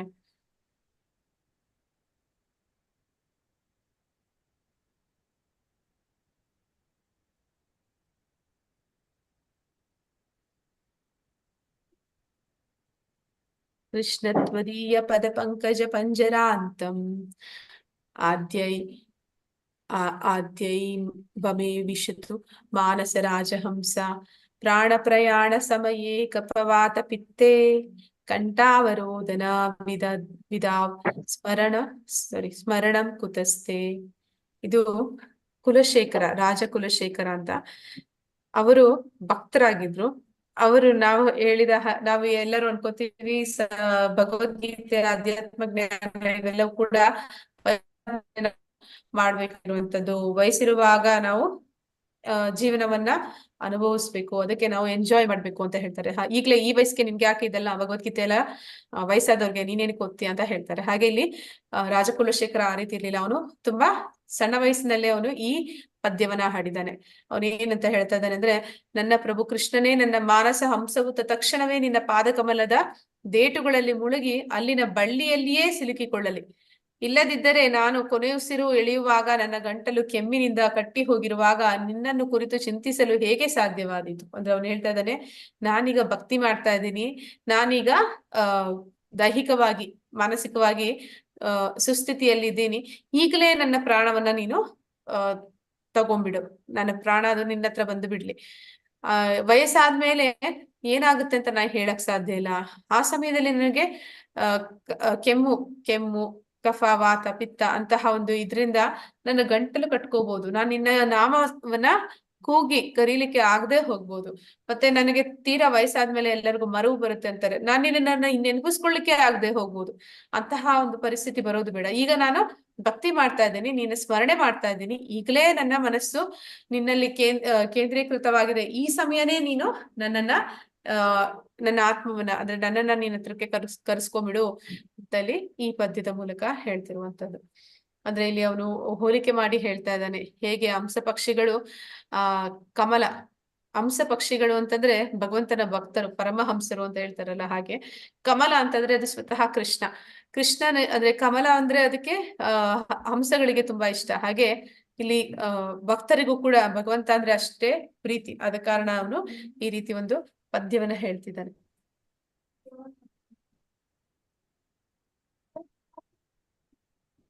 ಪುರುಷಾಸ ಪರ ಪಾರ್ಥ ಭಕ್ತ್ಯಾ ಲಭ್ಯಸ್ತು ಅನನ್ಯಯ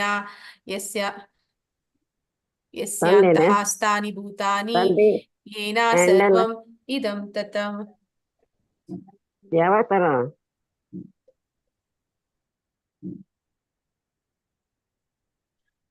ಪಾರ್ಥನೆ, ಎಲ್ಲಕ್ಕಿಂತ ಶ್ರೇಷ್ಠನಾದ ದೇವೋತ್ತಮ ಪರಮ ಪುರುಷನು ಪರಿಶುದ್ಧ ಭಕ್ತಿಯಿಂದ ಸೇರಬಹುದು. ನನ್ನ ನಿವಾಸದಲ್ಲಿದ್ದರೂ ಆತನು ಸರ್ವಾಂತರ್ಯಾಮಿ ಮತ್ತು ಎಲ್ಲಾ ವಸ್ತುಗಳು ಅವನ ಒಳಗೆ ಇವೆ. ಅಂದ್ರೆ ಭಗವಂತನ ನಿವಾಸ ನಾವು ನೋಡಿದ್ವಿ ಗೋಲೋಕ ವೃಂದಾವನ ಚಾರ್ಟ್ ಅಲ್ಲಿ. ಅವನು ಭಗವಂತ ಎಲ್ಲಿದ್ದಾನೆ? ಅವನು ಗೋಲೋಕ ವೃಂದಾವನದಲ್ಲಿ ಇದ್ದಾನೆ. ಅದು ಅವನ ನಿವಾಸ, ಅವನ ಅಡ್ರೆಸ್. ಆದ್ರೆ ಅವನು ಅಲ್ಲಿ ಇದ್ಕೊಂಡ್ರು ಅಲ್ಲೇ ಇದ್ರು ಕೂಡ ಅವನು ಅವನದೇ ಒಂದು ಆನಂದದಲ್ಲಿ ಅವನು ಇದ್ರು ಕೂಡ ಅವನು ಎಲ್ಲಾ ಕಡೆನೂ ಇದ್ದಾನೆ. ಅವನು ಸರ್ವಾಂತರ್ಯಾಮಿ, ಎಲ್ಲಾ ಕಡೆ ಅವನು ಸ್ವಾಂಶ ವಿಸ್ತರಣೆಗಳಾಗಿ ಇದ್ದಾನೆ. ಅಂದ್ರೆ ಅವನು ಪರಮಾತ್ಮನಾಗಿ, ಕ್ಷೀರೋದಕ ಶಾಯಿ ವಿಷ್ಣುವಾಗಿ, ಪ್ರತಿಯೊಂದು ಅಣು ರೇಣು ತೃಣಕಾಷ್ಟದಲ್ಲಿ ಅವನು ಎಲ್ಲಾ ಕಡೆ ಸರ್ವಾಂತರ್ಯಾಮಿ, ಎಲ್ಲದರಲ್ಲೂ ಕೂಡ ಅವನು ಇದ್ದಾನೆ. ಎಲ್ಲ ವಸ್ತುಗಳು ಅವನ ಒಳಗೆ ಇವೆ. ನಾವು ನೋಡ್ತೀವಿ ಆ ವಿಶ್ವರೂಪ ದರ್ಶನ ತೋರಿಸುವಾಗ ಎಲ್ಲವೂ ಕೂಡ ಅವನೊಳಗಡೆ ಇರುತ್ತೆ. ಹಾಗೆ ಭಗವಂತ ಅವನು ಅವನ ಧಾಮದಲ್ಲೂ ಇರ್ತಾನೆ, ಅದೇ ಸಮಯದಲ್ಲಿ ಎಲ್ಲರ ಒಳಗೂ ಇದ್ದಾನೆ, ಎಲ್ಲರ ಹೊರಗೂ ಇದ್ದಾನೆ. ಇದೆಲ್ಲವೂ ಕೂಡ ಅಚಿಂತ್ಯ ಅಭೇದ ತತ್ವ ಅಂತ ಹೇಳ್ತಾರೆ. ಅಚಿಂತ್ಯ ಅಂದ್ರೆ ನಮ್ಮ ಊಹೆಗೆ ನಿಲುಕದೇ ಇರುವಂತವನು. ನಮ್ಮ ಈ ಸಣ್ಣ ಮೆದುಳಿಗೆ ಅವನನ್ನ ಅರ್ಥ ಮಾಡ್ಕೊಳ್ಳಿಕ್ಕೆ ಸಾಧ್ಯ ಆಗೋದಿಲ್ಲ. ಈ ಪ್ರಪಂಚವು ದುಃಖಾಲಯವೋ ಅಥವಾ ಸುಖಾಲಯವೋ ಎಂದು ನಿಮಗೆ ಮನವರಿಕೆಯಾಗಿದೆಯೇ? ಹರೇ ಕೃಷ್ಣ. ನಿಮ್ಗೆ ಅನ್ಸುತ್ತಾ ಈ ಒಂದು ಪ್ರಪಂಚ ಅದು ದುಃಖಾಲಯ ಅಥವಾ ಸುಖಾಲಯ ಯಾವುದು ಅನ್ಸುತ್ತೆ ಅಂತ? ಹರೇ ಕೃಷ್ಣ.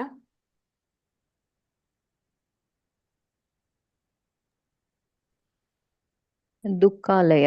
ದುಃಖಾಲಯ ಮಾತಾಜಿ.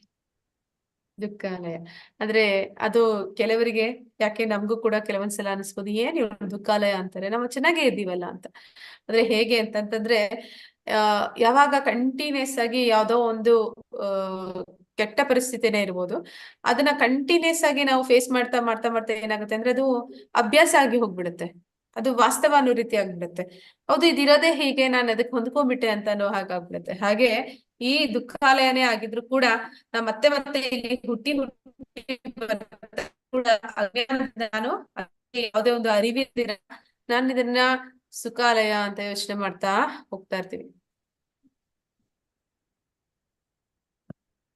ವೇದೇಶು ಯಜ್ಞೇಶು ತಪಸ್ಸು ಚೈವ ದಾನೇಶು ಯತ್ ಪುಣ್ಯ ಫಲಂ ಪ್ರದಿಷ್ಟಂ ಅತೀತಿ ತತ್ಸರ್ವಂ ಇದಂ ವಿದಿತ್ವಾ ಯೋಗಿ ಪರಂ ಸ್ಥಾನಂ ಉಪೇತಿ ಚಾದ್ಯಂ. ಭಕ್ತಿಪೂರ್ವಕ ಸೇವೆಯ ಮಾರ್ಗವನ್ನು ಸ್ವೀಕರಿಸುವವನು ವೇದಾಧ್ಯಯನ, ಯಜ್ಞಗಳ ಆಚರಣೆ, ದಾನ ಮಾಡುವುದು ಅಥವಾ ತಾತ್ವಿಕ ಮತ್ತು ಕಾಮ್ಯ ಕರ್ಮಗಳಿಂದ ಬರುವ ಫಲಗಳನ್ನು ಕಳೆದುಕೊಳ್ಳಬೇಕಾಗಿಲ್ಲ. ಭಕ್ತಿ ಸೇವೆ ಮಾಡಿದರೆ ಸಾಕು, ಆತನು ಇವೆಲ್ಲವನ್ನು ಪಡೆಯುತ್ತಾನೆ ಮತ್ತು ಕಡೆಯಲ್ಲಿ ಪರಮ ಶಾಶ್ವತ ನಿವಾಸವನ್ನು ಸೇರುತ್ತಾನೆ. ನಾವು ಭಕ್ತಿ ಮಾಡಿದ್ವಿ ಅಂದ್ರೆ ಏನೆಲ್ಲ ನಮ್ಗೆ ಪ್ರಯೋಜನ ಇದೆ ಅನ್ನೋದನ್ನ ನಾವಿಲ್ಲಿ ನೋಡ್ತಾ ಇದ್ವಿ. ಭಕ್ತಿ ಮಾಡುವ ಮೂಲಕ ನಾವು ಈ ಭೌತಿಕ ಜಗತ್ತಿನಲ್ಲೂ ಸಂತೋಷವಾಗಿರ್ತೀವಿ, ಸುಖವಾಗಿರ್ತೀವಿ. ಈ ಜಗತ್ತನ್ನ ತೊರೆದು ನಾವು ಆಧ್ಯಾತ್ಮಿಕ ಜಗತ್ತಿಗೆ ಹೋದ ಮೇಲೆ ಕೂಡ ಅಲ್ಲೂ ಕೂಡ ನಾವು ಆನಂದದಲ್ಲಿ ಇರ್ತೀವಿ. ಭಕ್ತಿ ಸೇವೆ ಮಾಡುವಂತದ್ದು ಅದೆಷ್ಟು ಅದರ ಪ್ರಾಮುಖ್ಯತೆಯನ್ನ ಇಲ್ಲಿ ಹೇಳ್ತಾ ಇದ್ದಾರೆ. ನಾವ್ ಬೇರೇನು ಮಾಡ್ಬೇಕಾಗಿಲ್ಲ. ಭಕ್ತಿ ಸೇವೆ ಭಗವಂತನನ್ನ ಸುಪ್ರೀತಗೊಳಿಸುವಂತದ್ದು ಎಲ್ಲದರ ಮೂಲ ಉದ್ದೇಶ. ಅದನ್ನೇ ಮಾಡಿದ್ರಿ ಅಂತಂತಂದ್ರೆ ಆಮೇಲೆ ಈ ಎಲ್ಲವನ್ನು ಬೇರೆ ಉಳಿದವನ್ನೆಲ್ಲ ನಾವು ಪ್ರತ್ಯೇಕವಾಗಿ ಮಾಡ್ಬೇಕಾಗಿಲ್ಲ. ಯಾವಾಗ ಭಗವಂತ ಸುಪ್ರೀತನಾಗ್ತಾನೆ ಅಂದ್ರೆ ಯಸ್ಮಿನ್ ತುಷ್ಟೇ ಜಗತ್ತುಷ್ಟ ಅಂದ್ರೆ ಭಗವಂತ ತೃಪ್ತನಾದ್ರೆ ಎಲ್ಲರೂ ಕೂಡ ತೃಪ್ತರಾಗ್ಬಿಡ್ತಾರೆ. ಹೇಗೆ ಅಂತಂದ್ರೆ ಆ ವೇದಾಧ್ಯಯನ, ಜ್ಞಾನಿಗಳು ಮಾಡುವಂತಹ ವೇದಾಧ್ಯಯನ ನಾವು ಮಾಡ್ಬೇಕಾಗಿಲ್ಲ. ಸ್ವತಃ ಭಗವಂತ ಅವನು ನಮ್ಗೆ ಆ ಜ್ಞಾನವನ್ನ ಕೊಡ್ತಾನೆ. ಆದ್ರೆ ಎಷ್ಟೋ ಕಾಲ ವೇದಾಧ್ಯಯನ ಮಾಡಿದವರು ಕೂಡ ಕೃಷ್ಣನನ್ನ ಅರ್ಥ ಮಾಡ್ಕೊಳ್ಳಿಕ್ಕೆ ಸಾಧ್ಯ ಆಗೋದಿಲ್ಲ. ಮತ್ತೆ ಯಜ್ಞಗಳ ಆಚರಣೆ, ಯಾವ್ದೆಲ್ಲ ಯಜ್ಞಗಳನ್ನ ಮಾಡ್ತೀವಿ, ಆಚರಣೆ ಮಾಡ್ತೀವಿ, ಅದರಿಂದ ನಾವು ಮಾಡುವ ಯಜ್ಞಗಳಲ್ಲಿ ನಮ್ಗೆ ದೋಷಗಳು ಆಗ್ಬೋದು. ಆದ್ರೆ ನಾವು ಭಕ್ತಿಯನ್ನ ಮಾಡ್ತಾ ಇದೀವಿ ಅಂದ್ರೆ ಒಂದು ಯಜ್ಞ ಮಾಡೋದ್ರಿಂದ ಸಿಗುವಂತ ಎಲ್ಲ ಫಲವನ್ನು ಕೂಡ ನಾವು ಯಜ್ಞಗಳನ್ನ ಮಾಡದೆ ಅಂದ್ರೆ ಯಜ್ಞ ಪುರುಷ ಅವನನ್ನ ತೃಪ್ತಿಪಡಿಸಿದ ಕಾರಣ ಅದು ನಮ್ಗೆ ಸಿಗುತ್ತೆ. ಮತ್ತೆ ದಾನ ತಪಸ್ಸು ಇವುಗಳನ್ನ ಮಾಡೋದ್ರಿಂದ ಬರುವ ಫಲಗಳು ಕೂಡ ನಮಗೆ ಬರೀ ಭಕ್ತಿ ಸೇವೆ ಮಾಡುವ ಮೂಲಕ ಭಗವಂತನನ್ನ ತೃಪ್ತಿಗೊಳಿಸುವ ಮೂಲಕ ನಮ್ಗೆ ಸಿಗುತ್ತೆ. ತಾತ್ವಿಕ ಮತ್ತು ಕಾಮ್ಯ ಕರ್ಮಗಳಿಂದ ಬರುವ ಫಲಗಳು, ಈ ಕಾಮ್ಯ ಕರ್ಮಗಳು ಅಂದ್ರೆ ದೇವತೆಗಳನ್ನ ಆರಾಧನೆ ಮಾಡುವಂತದ್ದು, ಅದರಿಂದ ಸಿಗುವಂತಹ ಒಂದು ಫಲಗಳು ಏನಿದೆ ಅದೆಲ್ಲವೂ ಕೂಡ ನಮಗೆ ಭಕ್ತಿ ಮಾರ್ಗದಲ್ಲಿ ತೊಡಗುವ ಮೂಲಕನೇ ಬರುತ್ತೆ. ಅಂದ್ರೆ ಭಕ್ತಿ ಸೇವೆಯಲ್ಲಿ ತೊಡಗಿದಾಗ ನಾವು ಆಧ್ಯಾತ್ಮಿಕವಾಗಿ ಮಾತ್ರ ಉನ್ನತಿಯನ್ನ ಹೊಂದುತ್ತೀವಿ ಅಂತಲ್ಲ, ಭೌತಿಕವಾಗಿ ಕೂಡ ನಾವು ಉನ್ನತಿಯನ್ನ ಹೊಂದುತ್ತೀವಿ. ಯಾಕಂದ್ರೆ ನಮ್ಮೆಲ್ಲಾ ಜವಾಬ್ದಾರಿ ಭಗವಂತನೇ ಅವನು ತಗೊಂಡಿರ್ತಾನೆ. ಆತನು ಇವೆಲ್ಲವನ್ನು ಪಡೆಯುತ್ತಾನೆ ಮತ್ತು ಕಡೆಯಲ್ಲಿ ಪರಮ ಶಾಶ್ವತ ನಿವಾಸವನ್ನ ಸೇರ್ತಾನೆ. ಭಕ್ತಿಯ ಮಹತ್ವ ನಾವು ಇಲ್ಲೂ ಆನಂದವಾಗಿರ್ತೀವಿ, ಕೊನೆಗೆ ನಾವು ಧಾಮದಲ್ಲಿ ಹೋಗಿ ಅಲ್ಲೂ ಕೂಡ ಶಾಶ್ವತವಾಗಿ ಅಲ್ಲಿ ಹೇಳ್ತಾ ಇದ್ದಾರೆ. ಇವತ್ತಿಗೆ ಈ ಅಧ್ಯಾಯ ಮುಗಿತಾ ಇದೆ.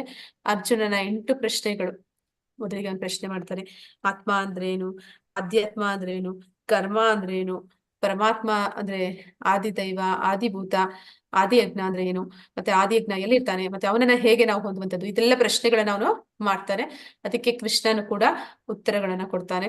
ಸಾವಿನ ಸಮಯದಲ್ಲಿ ಕೃಷ್ಣನನ್ನ ನೆನಪಿಸಿಕೊಳ್ಳೋದ್ರ ಬಗ್ಗೆ ನಾವು ಅದರ ಮಹತ್ವವನ್ನ ತಿಳ್ಕೊಂಡ್ವಿ. ನಾವು ಸಾವಿನ ಸಮಯದಲ್ಲಿ ಕೃಷ್ಣನನ್ನ ನೆನೆಸೋದ್ರ ಮೂಲಕ ನಾವು ಭಗವಂತನ ಧಾಮಕ್ಕೆ ಹೋಗ್ಲಿಕ್ಕೆ ಸಾಧ್ಯ ಆಗುತ್ತೆ. ಆ ರೀತಿ ಹೋಗ್ಬೇಕು ಅಂದ್ರೆ ಇಡೀ ಜನ್ಮ ಪುಣ್ಯವನ್ನ ಸಂಪಾದನೆ ಮಾಡ್ಬೇಕು. ಅದಕ್ಕಾಗಿ ನಾವು ಭಕ್ತಿ ಮಾರ್ಗದಲ್ಲಿ ತೊಡಗಿರಬೇಕು. ಮತ್ತೆ ಆಗ ಭಗವಂತನ ಕೃಪೆಯಿಂದ ನಾವು ಭಗವಂತನನ್ನ ಸ್ಮರಣೆ ಮಾಡೋದಕ್ಕೆ ಸಾಧ್ಯ ಆಗುತ್ತೆ. ಯೋಗ ಮಿಶ್ರಿತ ಭಕ್ತಿಯಿಂದ ಕೃಷ್ಣನನ್ನ ಸ್ಮರಿಸುವುದು ಅಂದ್ರೆ ಯಾರಾದ್ರೂ ಯೋಗಿಗಳು ಅವರು ಭಗವಂತನನ್ನ ಸೇರ್ಬೇಕು ಅಂತಂದ್ರೆ ಅವರಲ್ಲಿ ಮಿಶ್ರ ಭಕ್ತಿ ಇರುವಂತವ್ರು ಅವರು ಎಷ್ಟೇ ಭಗವಂತನ ಸ್ಮರಣೆ ಮಾಡಿದ್ರು ಕೂಡ ಅವರ ಧಾಮಕ್ಕೆ ಹೋಗೋದಕ್ಕೆ ಸಾಧ್ಯ ಆಗೋದಿಲ್ಲ. ಯಾಕೆ ಅಂತಂದ್ರೆ ಅಲ್ಲಿ ಅವ್ರಿಗಿನ್ನ ಭೌತಿಕ ಇಚ್ಛೆಗಳು ಇರುತ್ತೆ. ಯಾವ ರೀತಿ ಭೌತಿಕ ಇಚ್ಛೆಗಳು ಅಂದ್ರೆ ಈ ಕರ್ಮಿಗಳಿಗೆ ಕರ್ಮದ ಫಲಗಳಲ್ಲಿ ಆಸೆ ಇರುತ್ತೆ. ಅಂದ್ರೆ ಅವ್ರಿಗೆ ಒಂದು ದೇವತೆಗಳಿಂದ ಇನ್ನೇನೋ ಬಯಸ್ತಾ ಇರ್ತಾರೆ. ಮತ್ತೆ ಯಾರು ಜ್ಞಾನಿಗಳಿದ್ದಾರೆ ಅವರಿಗೆ ಭಗವಂತನಲ್ಲಿ ಲೀನ ಆಗ್ಬೇಕು, ಭಗವಂತನಲ್ಲಿ ಒಂದಾಗ್ಬೇಕು ಅನ್ನೋಂತಹ ಆಸೆಗಳಿರುತ್ತೆ. ಮತ್ತೆ ಯಾರು ಯೋಗಿಗಳಿರ್ತಾರೆ ಅವರಿಗೆ ಕೆಲವೊಂದು ಸಿದ್ಧಿಗಳಲ್ಲಿ ಇಚ್ಛೆ ಆದ ಕಾರಣ ಈ ಮಿಶ್ರ ಭಕ್ತಿ ಯಾರು ಮಾಡ್ತಾರೆ ಅವರು ಭಗವಂತನನ್ನ ಹೊಂದುವಂಥದ್ದು ಅನೇಕ ಜನ್ಮಗಳನ್ನ ಪಡೆದ ನಂತರ ಸಾಧ್ಯ ಆಗ್ಬೋದು, ಅಥವಾ ಭಕ್ತರ ಸಂಘ ಸಿಕ್ಕಿದಾಗ, ಅಥವಾ ಕೃಷ್ಣನ ಕೃಪೆಯಿಂದ ಅವರಿಗೆ ಸಿಗ್ಬೋದು. ಆದ್ರೆ ಶುದ್ಧ ಭಕ್ತಿ ಅನ್ನುವಂಥದ್ದು ಅಂದ್ರೆ ಯಾರು ಭಗವಂತನನ್ನ ಏಕಚಿತ್ತ ಭಕ್ತಿಯನ್ನ ಮಾಡ್ತಾರೆ, ಅಂದ್ರೆ ಮನಸ್ಸಿನ ವಿಚಲತೆ ಇಲ್ಲದೆ ಸದಾ ಕಾಲ ಕೃಷ್ಣನನ್ನ ಸ್ಮರಿಸ್ತಾರೆ. ಸ್ಮರಿಸೋದು ಅಂತಂದ್ರೆ ಅವರು ಜೀವನ ಪೂರ್ತಿ ಕೃಷ್ಣನನ್ನ ಯಾವಾಗ್ಲೂ ಪ್ರೀತಿಸ್ತಾರೆ. ಮತ್ತೆ ಅವನನ್ನ ಸಂತೋಷ ಪಡಿಸುವುದಕ್ಕೆ ಅವರು ಜೀವನವನ್ನ ಪರಮ ಗುರಿಯನ್ನಾಗಿಸಿಕೊಂಡು ಅವನನ್ನೇ ಸದಾ ಅವನ ತೃಪ್ತಿಯಲ್ಲಿಯೇ ಅವರು ತೃಪ್ತಿಯನ್ನ ಕಾಣ್ತಾ ಇರ್ತಾರೆ. ಅಂತವ್ರು ಯಾವುದೇ ಒಂದು ಅನುಮಾನ ಇಲ್ಲದೆ ಭಗವಂತನ ಧಾಮಕ್ಕೆ ಹಿಂದಿರುಗ್ತಾರೆ. ಭೌತಿಕ ವಸ್ತು ಪ್ರಪಂಚ ಮತ್ತು ಆಧ್ಯಾತ್ಮಿಕ ಪ್ರಪಂಚ, ಈ ಭೌತಿಕ ಪ್ರಪಂಚಕ್ಕೂ ಆಧ್ಯಾತ್ಮಿಕ ಪ್ರಪಂಚಕ್ಕೂ ಇರುವ ವ್ಯತ್ಯಾಸವನ್ನ ಕಂಡ್ವಿ. ಅಂದ್ರೆ ಇದು ದುಃಖಾಲಯ ಮತ್ತೆ ಶಾಶ್ವತವಾದದ್ದಲ್ಲ. ಆಧ್ಯಾತ್ಮಿಕ ಅದು ಆನಂದದಿಂದ ಕೂಡಿರುವಂತದ್ದು, ಮತ್ತೆ ಅಲ್ಲಿ ಅದು ಶಾಶ್ವತವಾದದ್ದು. ಅಲ್ಲಿ ಯಾವುದೇ ಒಂದು ವಿನಾಶ ಅನ್ನುವಂಥದ್ದು, ವ್ಯಕ್ತ ಅವ್ಯಕ್ತ ಅನ್ನುವಂಥದ್ದು, ಮತ್ತೆ ಸುಖ ದುಃಖಗಳು ಅನ್ನುವಂಥದ್ದು ಆ ರೀತಿ ಇರುವುದಿಲ್ಲ. ಅಲ್ಲಿ ಯಾವಾಗ್ಲೂ ಕೂಡ ಆನಂದದಿಂದ ಇರ್ತಾರೆ. ಮತ್ತೆ ಶುದ್ಧ ಭಕ್ತಿ ಇಂದಲೇ ಪರಮೋನ್ನತನನ್ನು ಸಾಧಿಸಲು ಸಾಧ್ಯ. ಅಂದ್ರೆ ಪರಮಾತ್ಮನನ್ನ ನಾವು ಸೇರಬೇಕು ಅಂತಂದ್ರೆ ಜೀವನ ಪರ್ಯಂತ ಶುದ್ಧ ಭಕ್ತಿಯನ್ನ ಮಾಡಿರ್ಬೇಕು. ಅಂದ್ರೆ ನಾವು ಯಾವ್ದನ್ನ ಪ್ರೀತಿಸ್ತೀವಿ ಅದೇ ನಮ್ಗೆ ಹೆಚ್ಚು ನೆನಪಾಗುತ್ತೆ. ನಾವು ಭೌತಿಕವಾದದನ್ನ ಹೆಚ್ಚು ಹೆಚ್ಚು ಪ್ರೀತಿಸಿ ಭಕ್ತಿ ಮಾಡ್ತಾ ಇದ್ದೀನಿ, ಕೃಷ್ಣನನ್ನ ನೆನೆಸ್ತೀನಿ ಅಂದ್ರೆ ಸಾಧ್ಯ ಆಗೋದಿಲ್ಲ. ಆದ್ರೆ ನಾವು ಎಲ್ಲದಕ್ಕಿಂತ ಹೆಚ್ಚಾಗಿ ನಾವು ಕೃಷ್ಣನನ್ನ ಮಾತ್ರ ಪ್ರೀತಿಸಿದ್ರೆ ಮಾತ್ರನೇ ನಮಗೆ ಅವನನ್ನ ಸ್ಮರಣೆ ಮಾಡೋದಕ್ಕೆ ಸಾಧ್ಯ, ಮತ್ತೆ ಅವನ ಧಾಮಕ್ಕೆ ಹೋಗೋದಕ್ಕೆ ಸಾಧ್ಯ. ಇಷ್ಟೆಲ್ಲ ನಾವು ತಿಳ್ಕೊಂಡ್ವಿ. ಕಿಂ ಬ್ರಹ್ಮ ತಸ್ಮಾತ್ ಸರ್ವೇಷು ಕಾಲೇಶು ಉಮಿತ್ಯೇಕಾಕ್ಷರಂ ಬ್ರಹ್ಮ ದುಃಖಾಲಯಂ ಅಶಾಶ್ವತಂ ಪರಸ್ತು ಸ್ಮಾಸ್ತು ಭವೋ ಅನ್ಯೋ ಅತ್ಯೇತಿ ತತ್ಸರ್ವಮಿದಂ ವಿದಿತ್ವಾ. ಹರೇ ಕೃಷ್ಣ. ಯಾರಿಗಾದ್ರೂ ಪ್ರಶ್ನೆಗಳಿದ್ರೆ ಕೇಳ್ಬೋದು.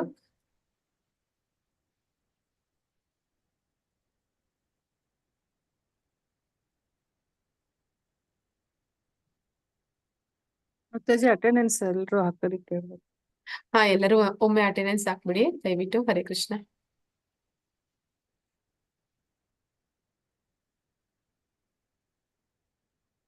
ಯಾರೆಲ್ಲ ಭಗವದ್ಗೀತೆ ತರಗತಿಗಳಿಗೆ ಬಂದಿರೋದಿಲ್ಲ ಅಥವಾ ಇದ್ರ ಬಗ್ಗೆ ಕೇಳಿರೋದಿಲ್ಲ, ನಾವು ಇದನ್ನ ಕೇಳೋದಕ್ಕೆ ಮುಂಚೆ ಯಾವ ರೀತಿ ಒಂದು ನಮ್ದು ಜೀವನ ಅನ್ನೋದಿತ್ತು, ಮತ್ತೆ ನಮ್ಮ ಒಂದು ಜ್ಞಾನ ಯಾವ ರೀತಿ ಇತ್ತು, ಅದಕ್ಕೂ ಇದಕ್ಕೂ ಎಷ್ಟು ವ್ಯತ್ಯಾಸ ಇದೆ ಅಂತ ನಮ್ಗೆ ಇದು ಕ್ಲಾಸಸ್ ಕೇಳ್ತಾ ಅನ್ಸುತ್ತೆ.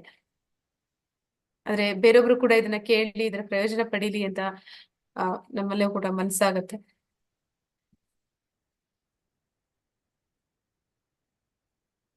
ಆದ್ರೆ ನಮ್ಮನೆಗಳಲ್ಲೂ ಕೂಡ ಎಷ್ಟೋ ಜನ ದೇಹತ್ಯಾಗ ಮಾಡ್ತಾ ಇರ್ತಾರೆ. ಅವರು ಎಲ್ಲಿಗೆ ಹೋಗ್ತಾ ಇದ್ದಾರೆ, ಅವ್ರ ಜೊತೆ ಏನಾಗುತ್ತೆ ಅಂತ ತಿಳಿದೇ ಹೋಗ್ತಾ ಇದಾರಲ್ಲ ಅಂತ ಬೇಸರ ಆಗತ್ತೆ. ತಿಳ್ಕೊಂಡಿದ್ರೆ ಚೆನ್ನಾಗಿತ್ತಲ್ಲ ಅಂತ ಅನ್ಸುತ್ತೆ.